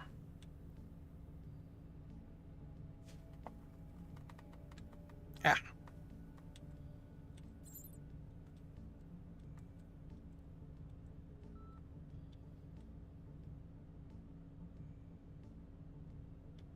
Antenna. Low gain.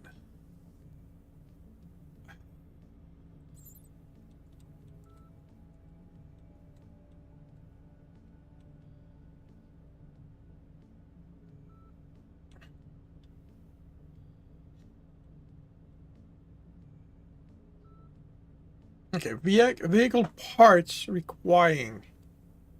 Okay. Chemistry, physics.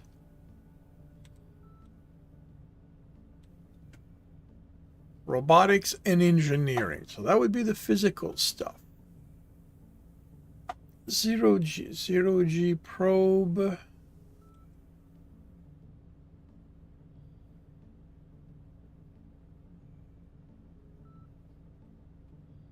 Arm mast housing.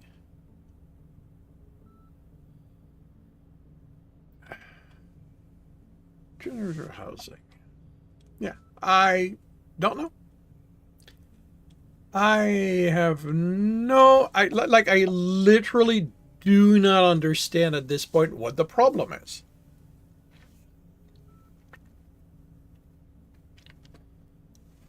Because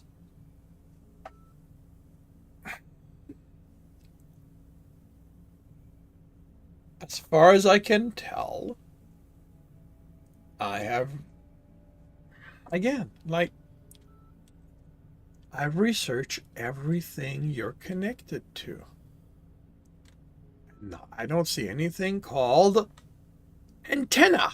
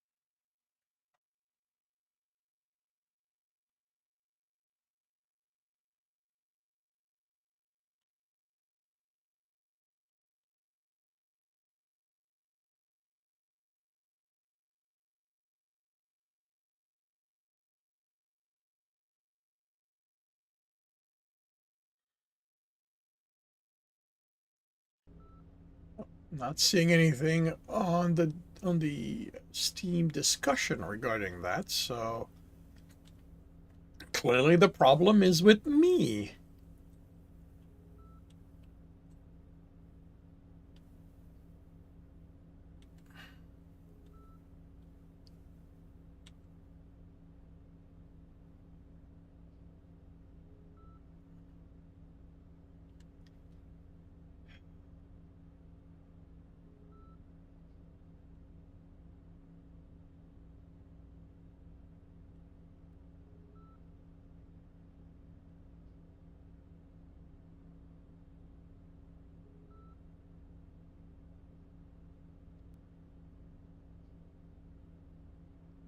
Antennas, low gain, high gain. Like I've. Oh, wait a minute. Wait a minute. Okay, maybe I'll have...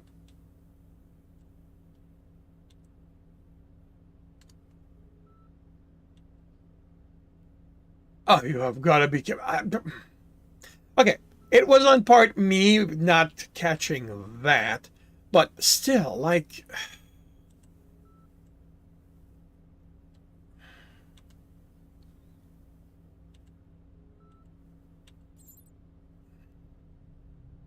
All right, let's see if this is going to do what I want, what I need it to do now.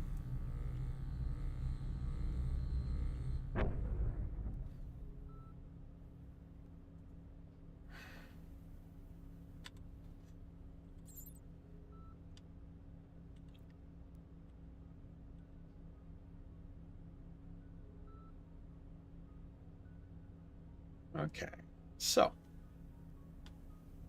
power source, camera.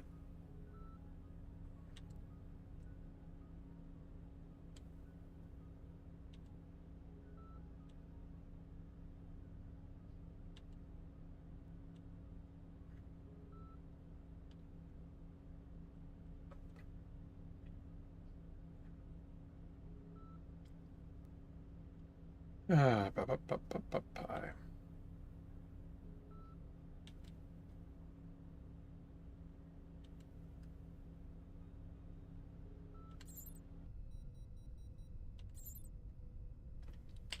All right, let's give this a try.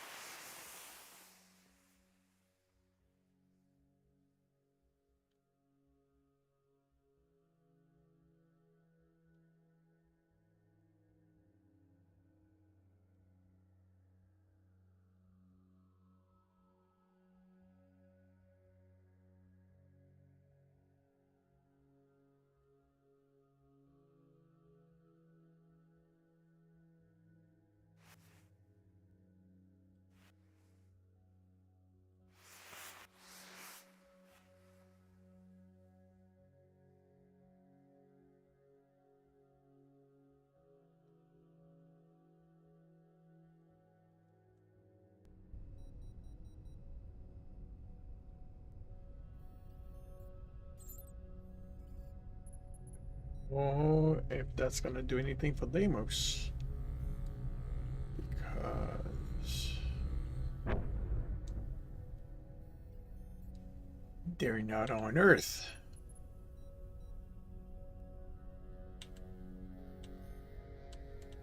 It might. Looks like it might.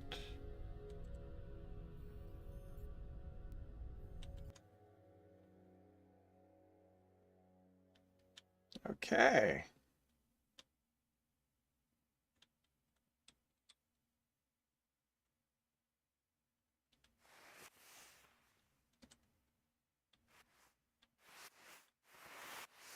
Okay.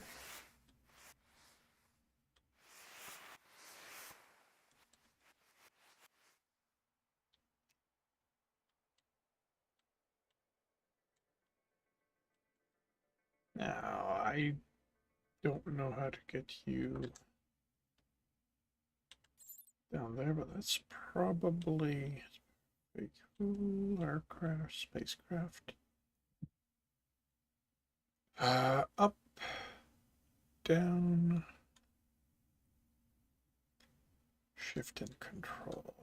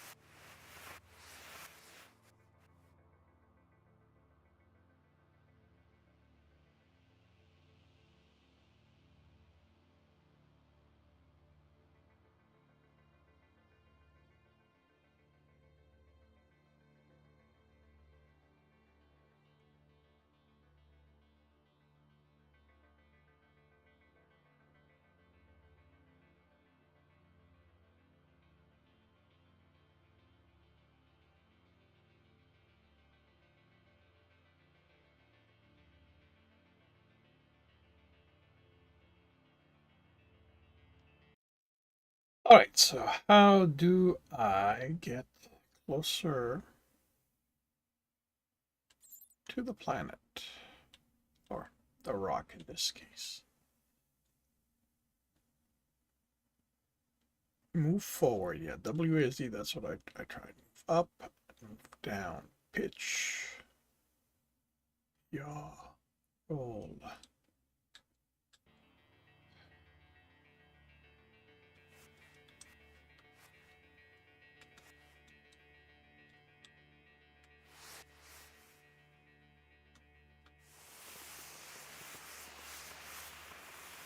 Oh, I think that's the one.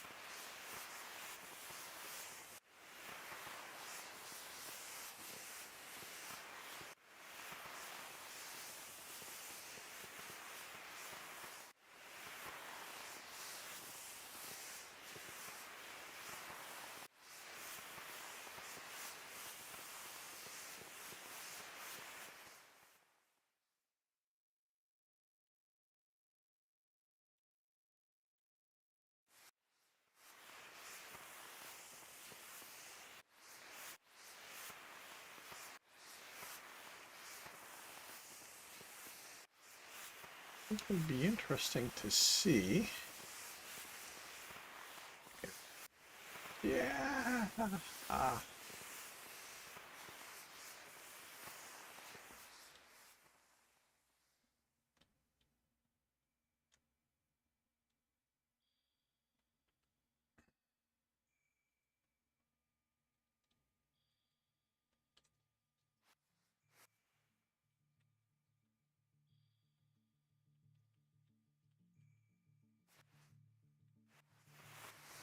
Whoa. Really wish I could deactivate that.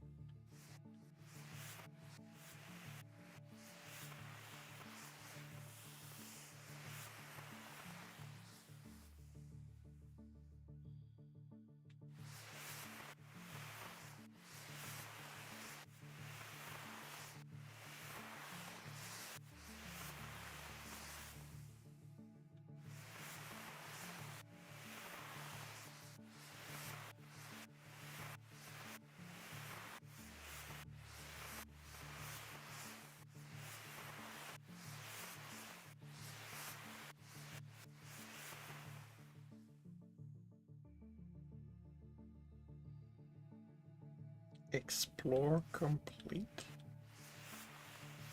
Okay.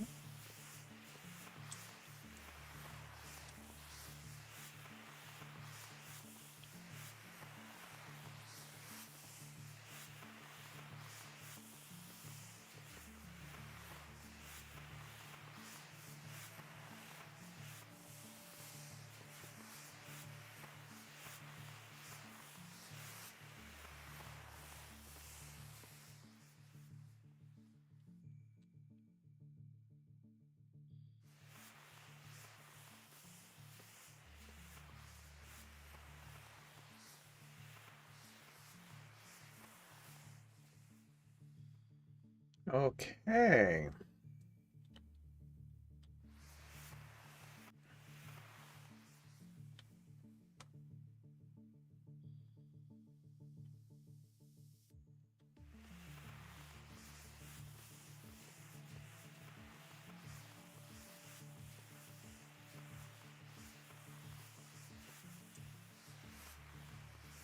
Oh, wow.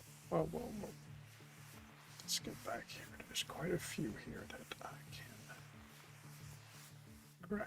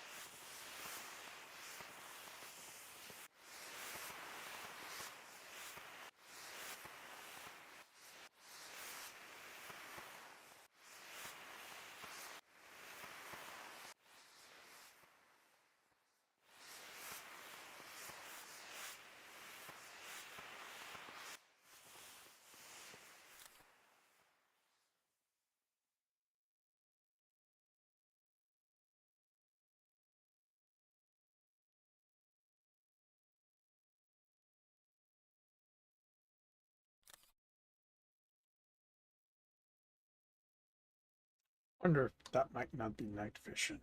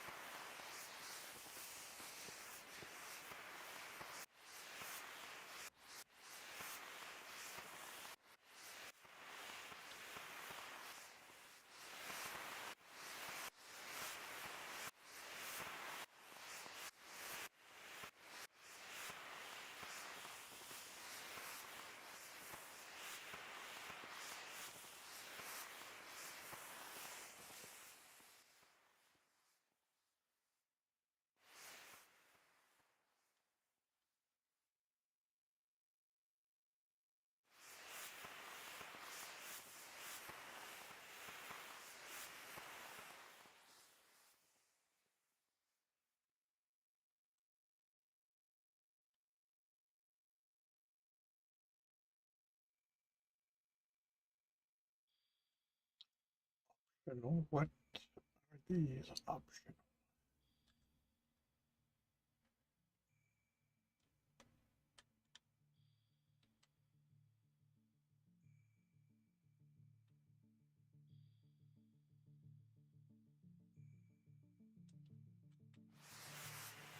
All right, let's crash this thing and see what happens.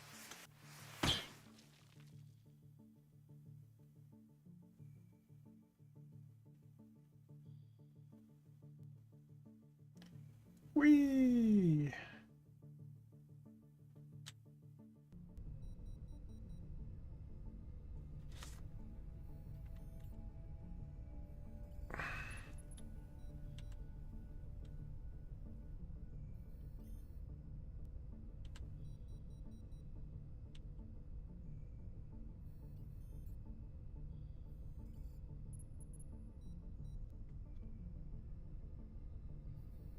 Huh. Okay. So I don't have the money to launch it, which means that something like that one, I don't want to break it. Oh wow, it went far, like.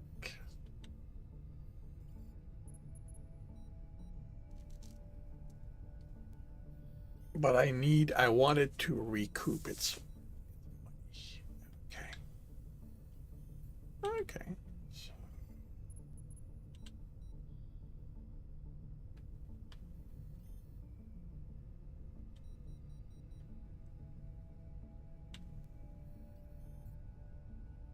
what are we?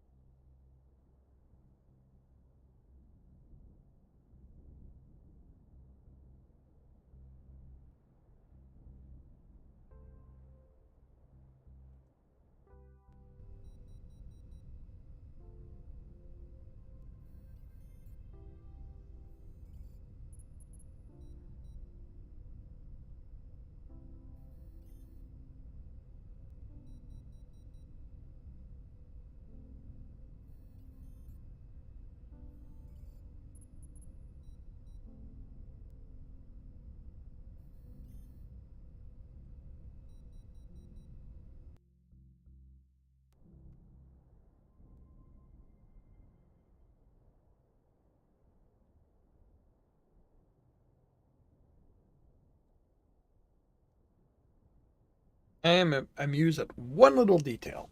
They go very hard to be realistic, and yet it takes a fraction of a second to send a new probe to the planet.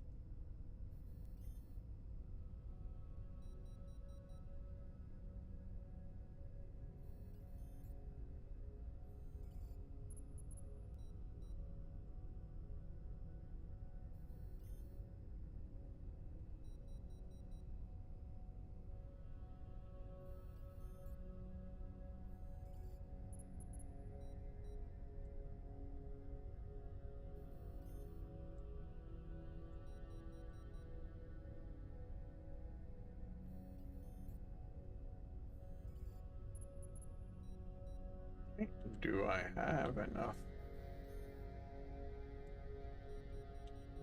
I need to send out another one here.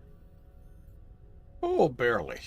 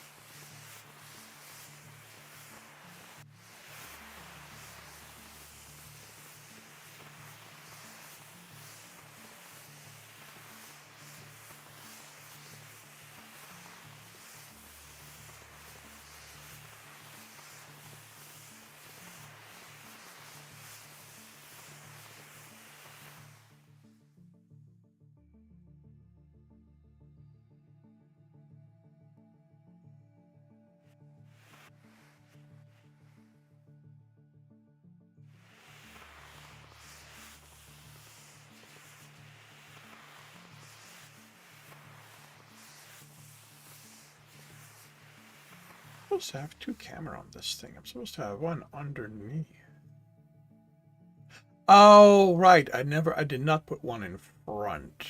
So that's the only camera I have, and it is pointing towards that.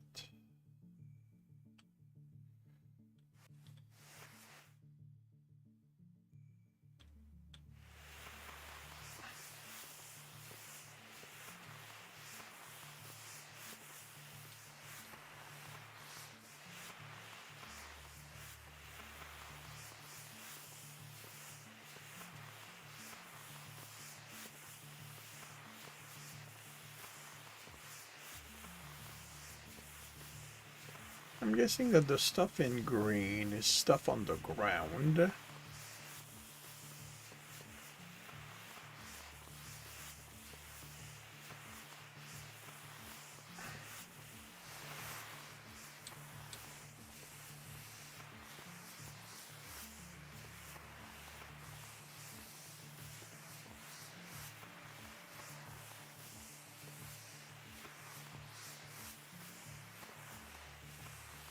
So stuff I'm going to need a ground rover to.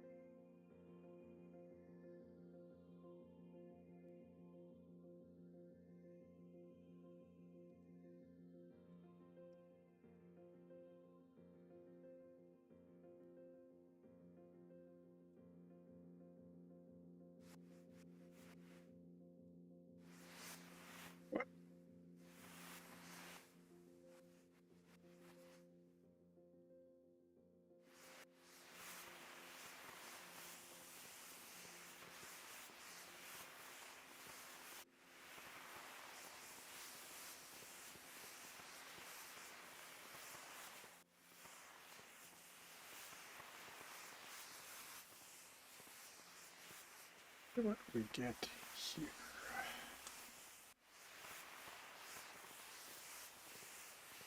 Explore.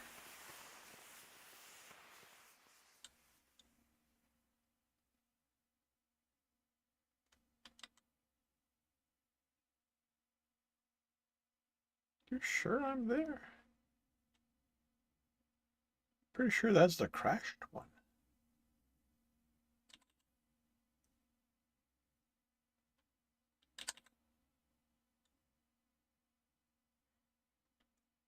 I was up here. How the hell did I... How'd they end up here if I was up here?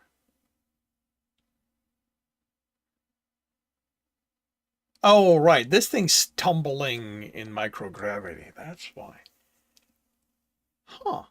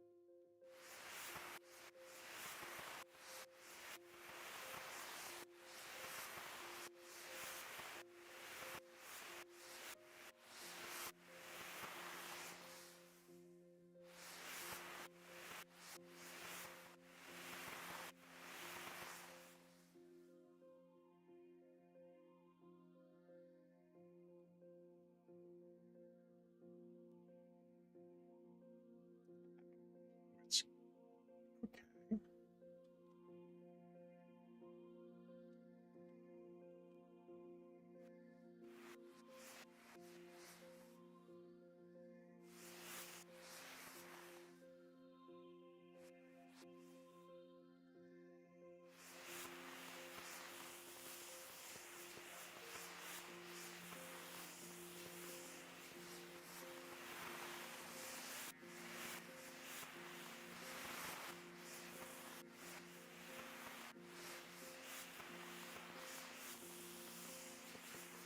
'Oh yeah, the camera, the picture things. I'm not entirely certain what they are about.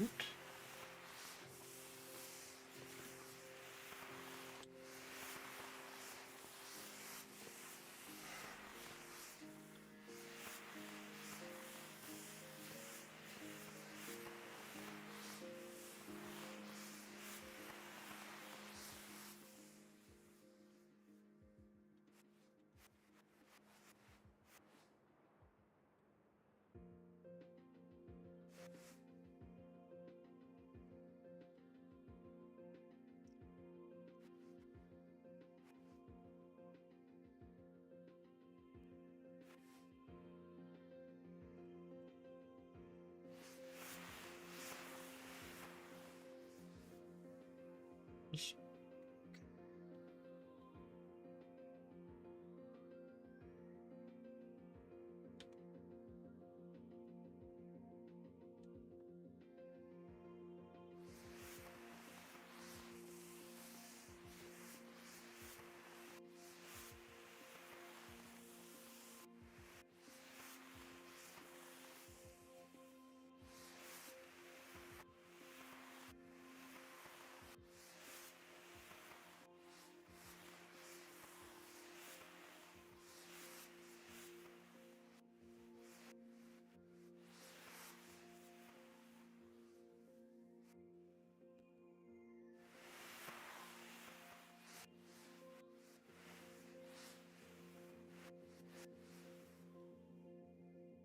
15 meters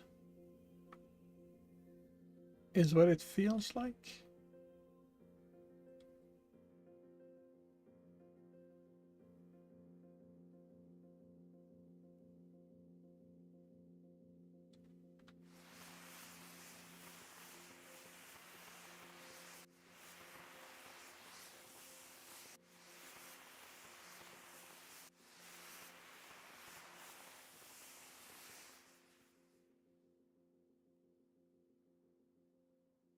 Huh. That's interesting. There was stuff visible closer. That was...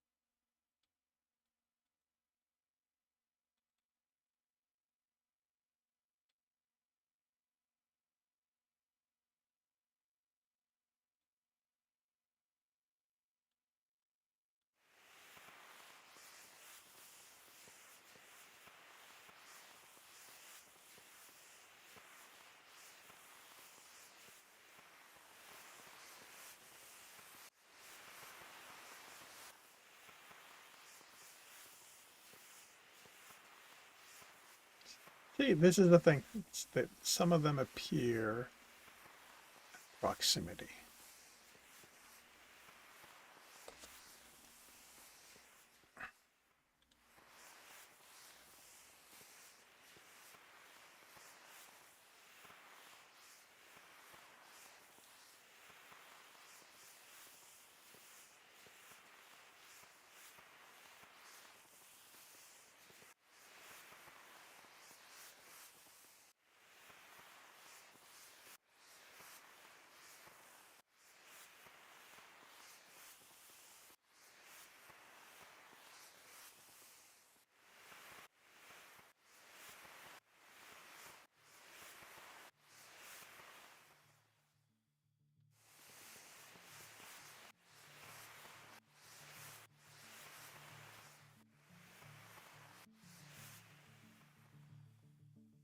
Ah,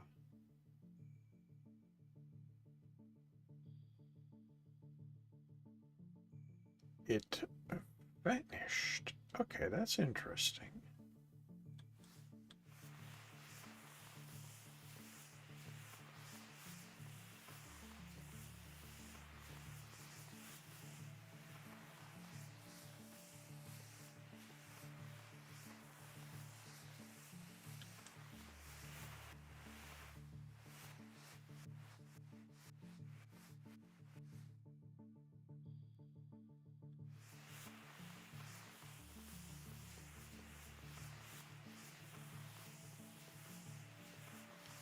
I think we are no, it's still there.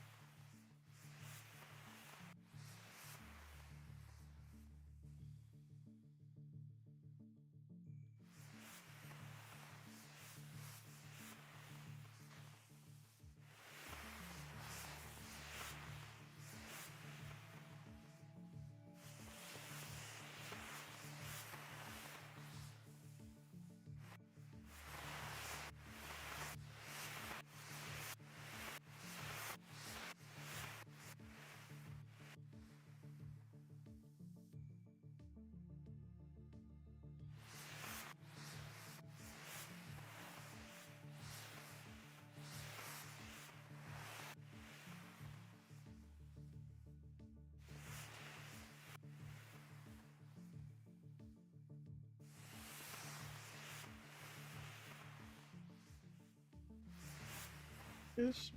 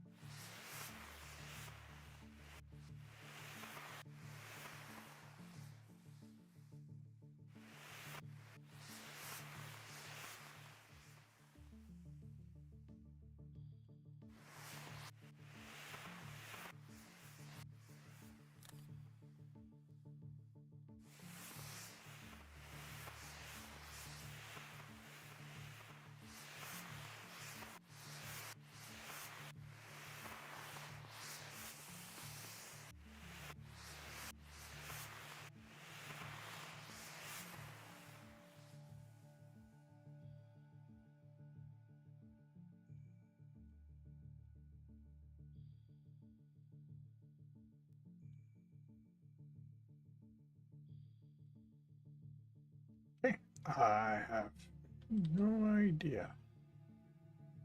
at this point what that was about.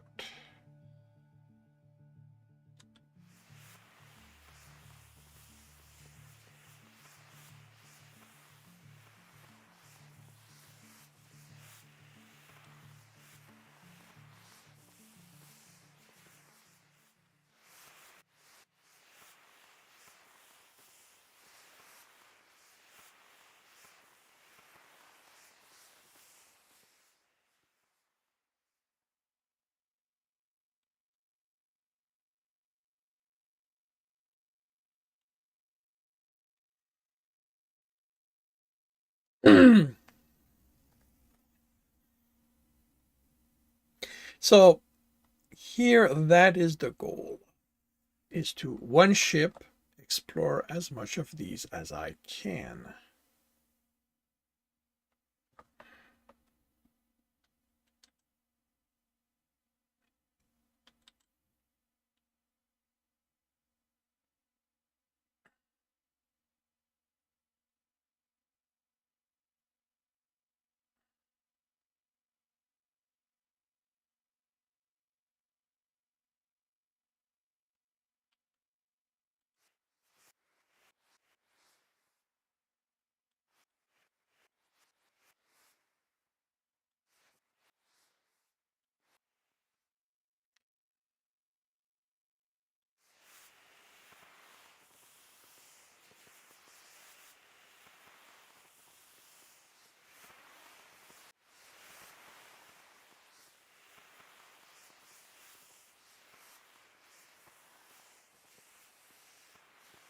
This direction.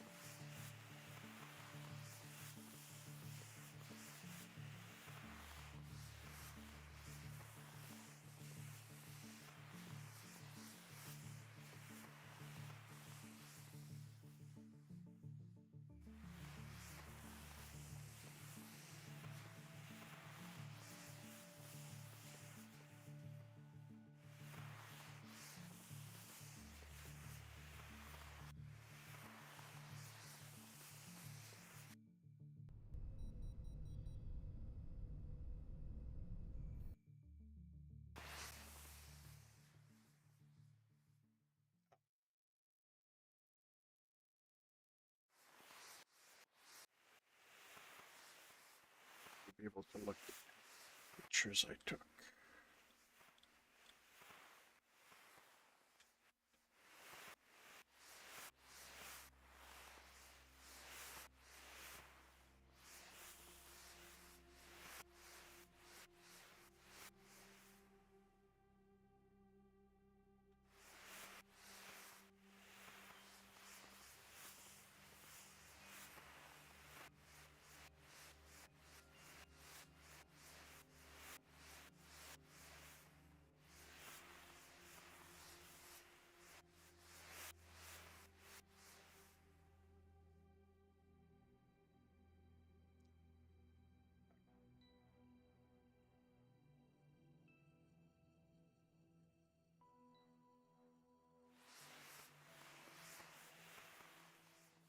Why does it not register this the same way?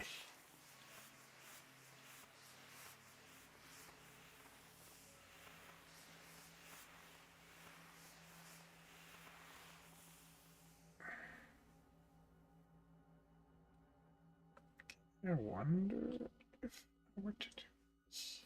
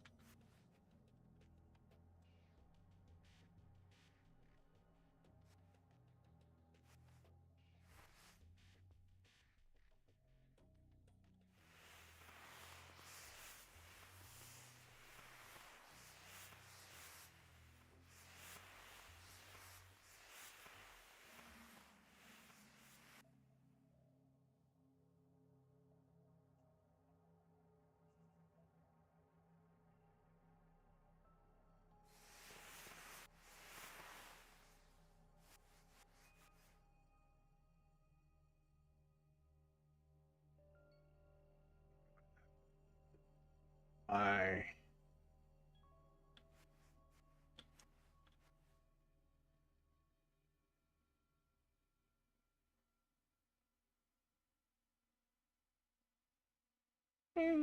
maybe not. I don't know.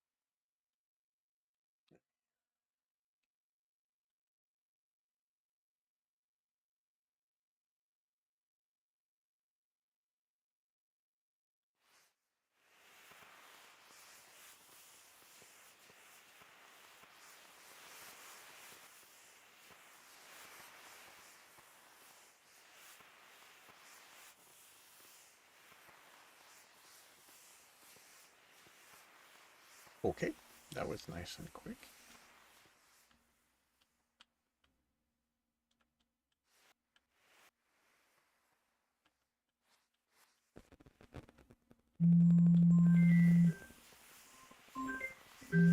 No, I'm not answering.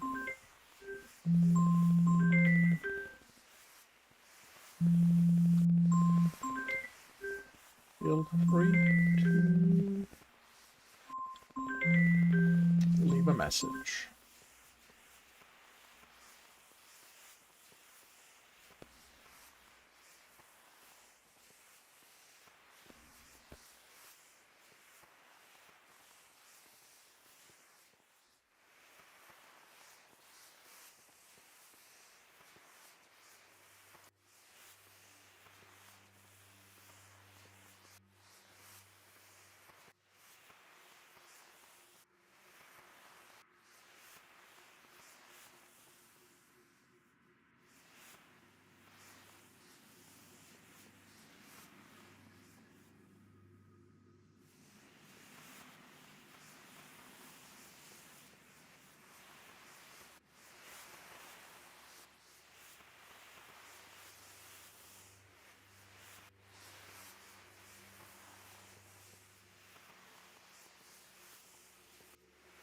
Oof.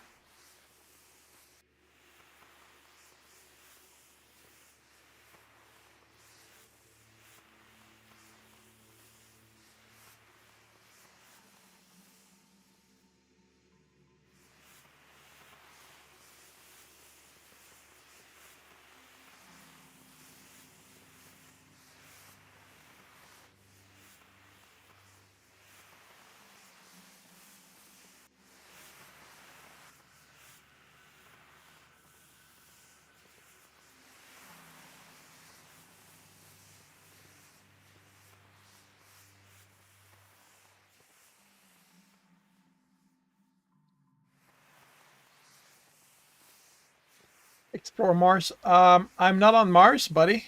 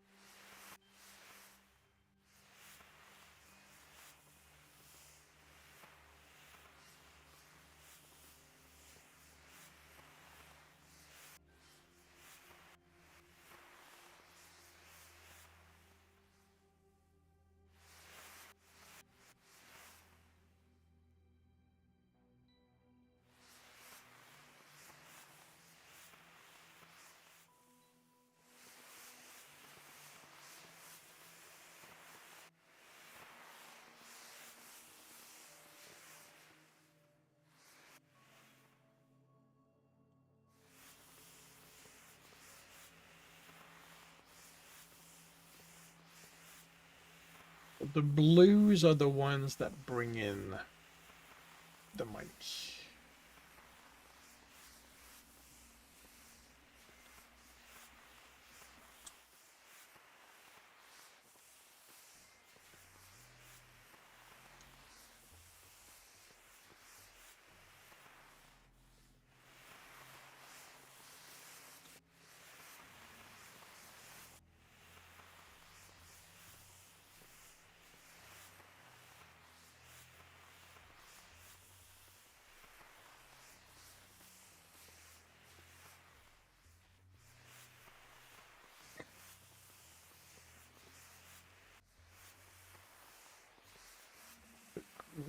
doesn't seem to be stuff that trigger camera thing, but I don't know what to do with those at this point.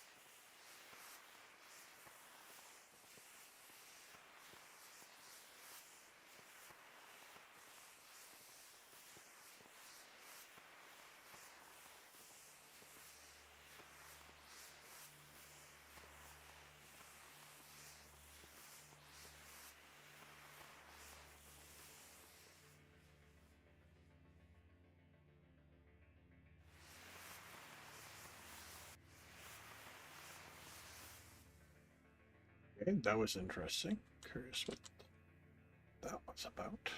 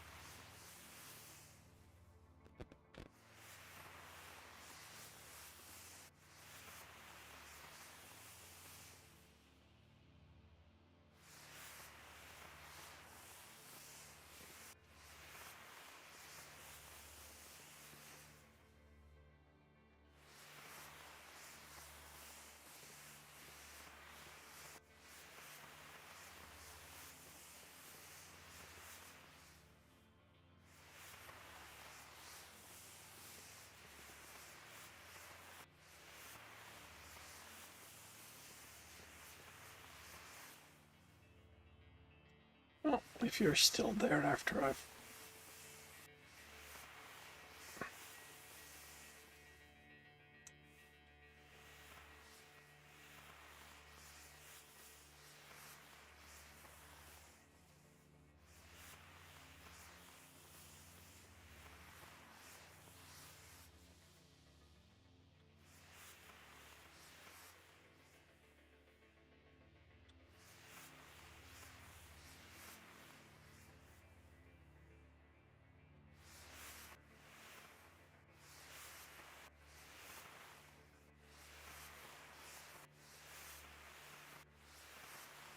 These I tend to need to be fairly low to the ground for you to accept them. Which brings danger, which is probably not smart to do in the dark.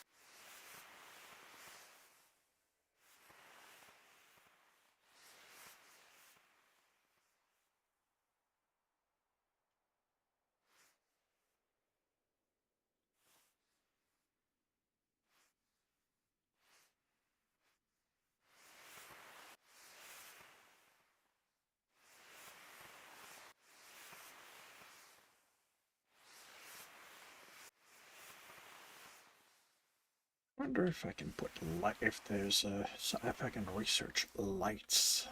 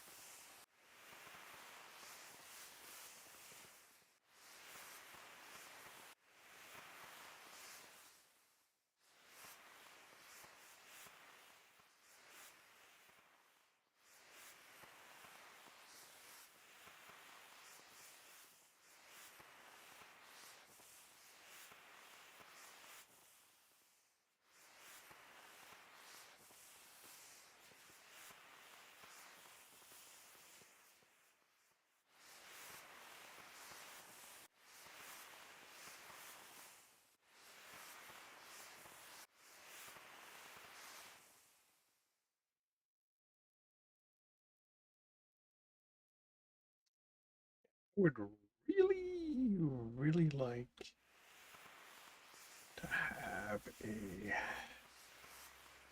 to have light.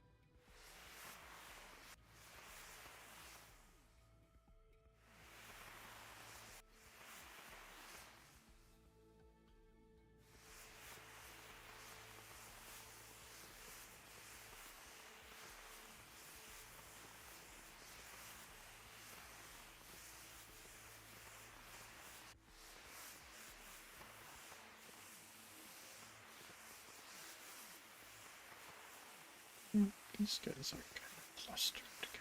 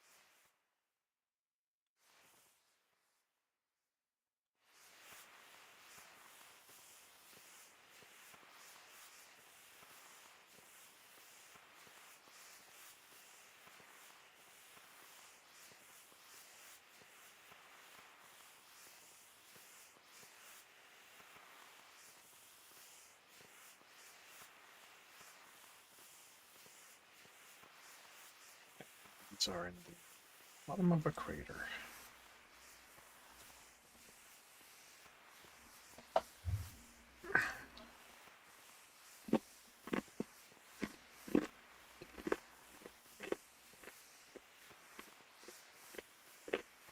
Or maybe not.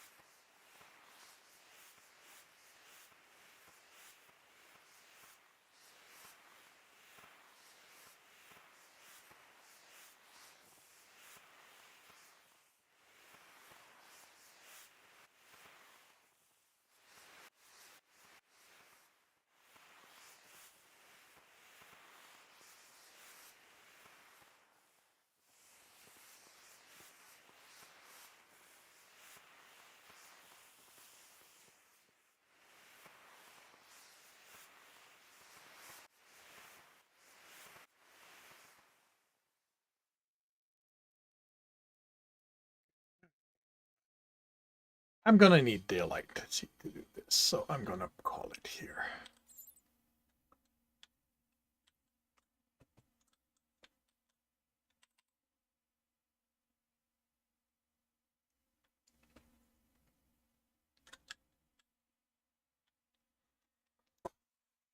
So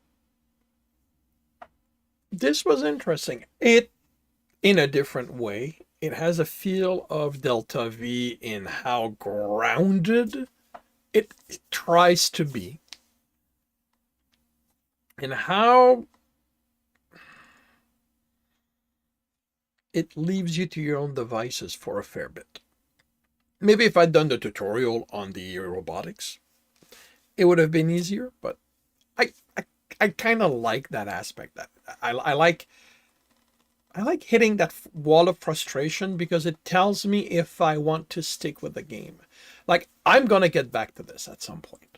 I can pretty much guarantee it. That I will. That, that it's a game that I will want to explore again. So yeah. Alrighty, well, with that, I'm gonna call it a day. So thank you very much, everyone, for dropping by, keeping me company. Thank you, But It Runs. Thank you, anyone else I may have missed. I will be back tomorrow morning, 6 a.m. for some Bellwright. Got to take down a bandit camp somehow. So I hope to see you then. If I do not, I hope you have a good weekend, a good week when it arrives, and I'll see you when I see you.